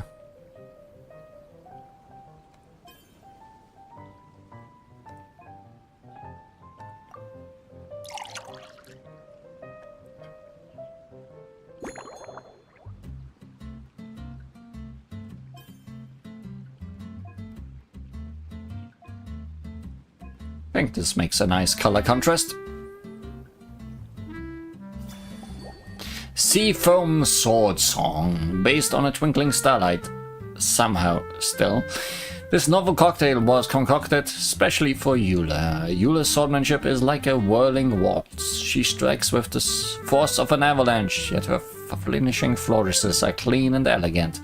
This bold approach is reflected in her drink preferences. To match her style, the drink you prepared combines ice-pure firewater, romaritime flower juice, steeped in commemorative meaning, and restorative cocoa to replenish her energy and banish fatigue, creating a true dance of flavors. Since this blend is inspired by the Spindrift Knight's dancing blade, Seafoam Sword Song felt like the perfect name. Here's your all-new Seafoam Sword Song, mixed to meet your personal preferences. Oh my, what beautiful colors. And you even added my romaritime flower fruit extract. The aroma is perfect, and I can smell the alcohol, but it doesn't stifle the fruity fragrance. Let's see how it tastes. Can't wait to hear what you think. Give me a moment to come up with the right words. I need to think carefully. I think thinking is out the window. I know it's unbecoming of a lady, and a proper connoisseur would savor their drinks slowly. But I'm sorry, this is just too good to be true.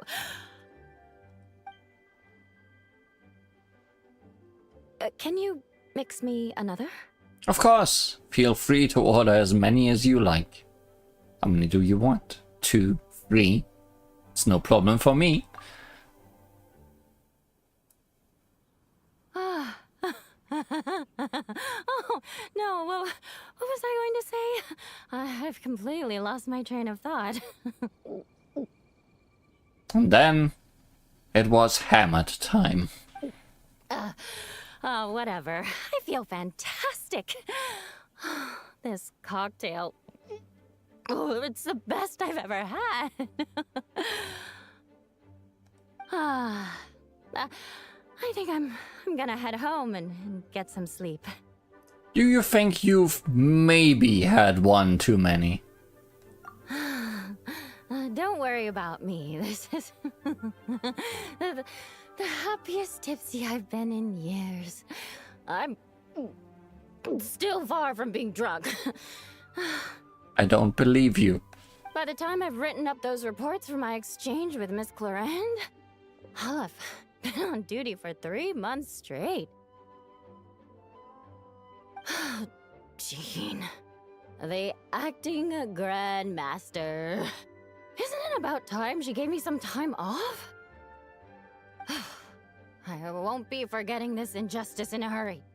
You mark my words. I see. You are a vengeful drunk.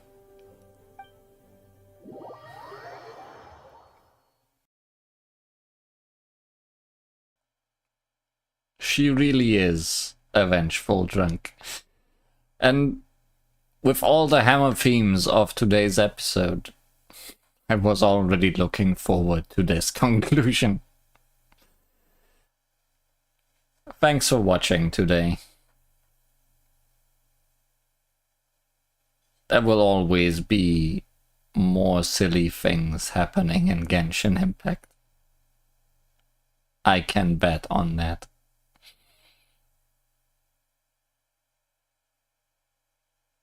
Until next time, goodbye.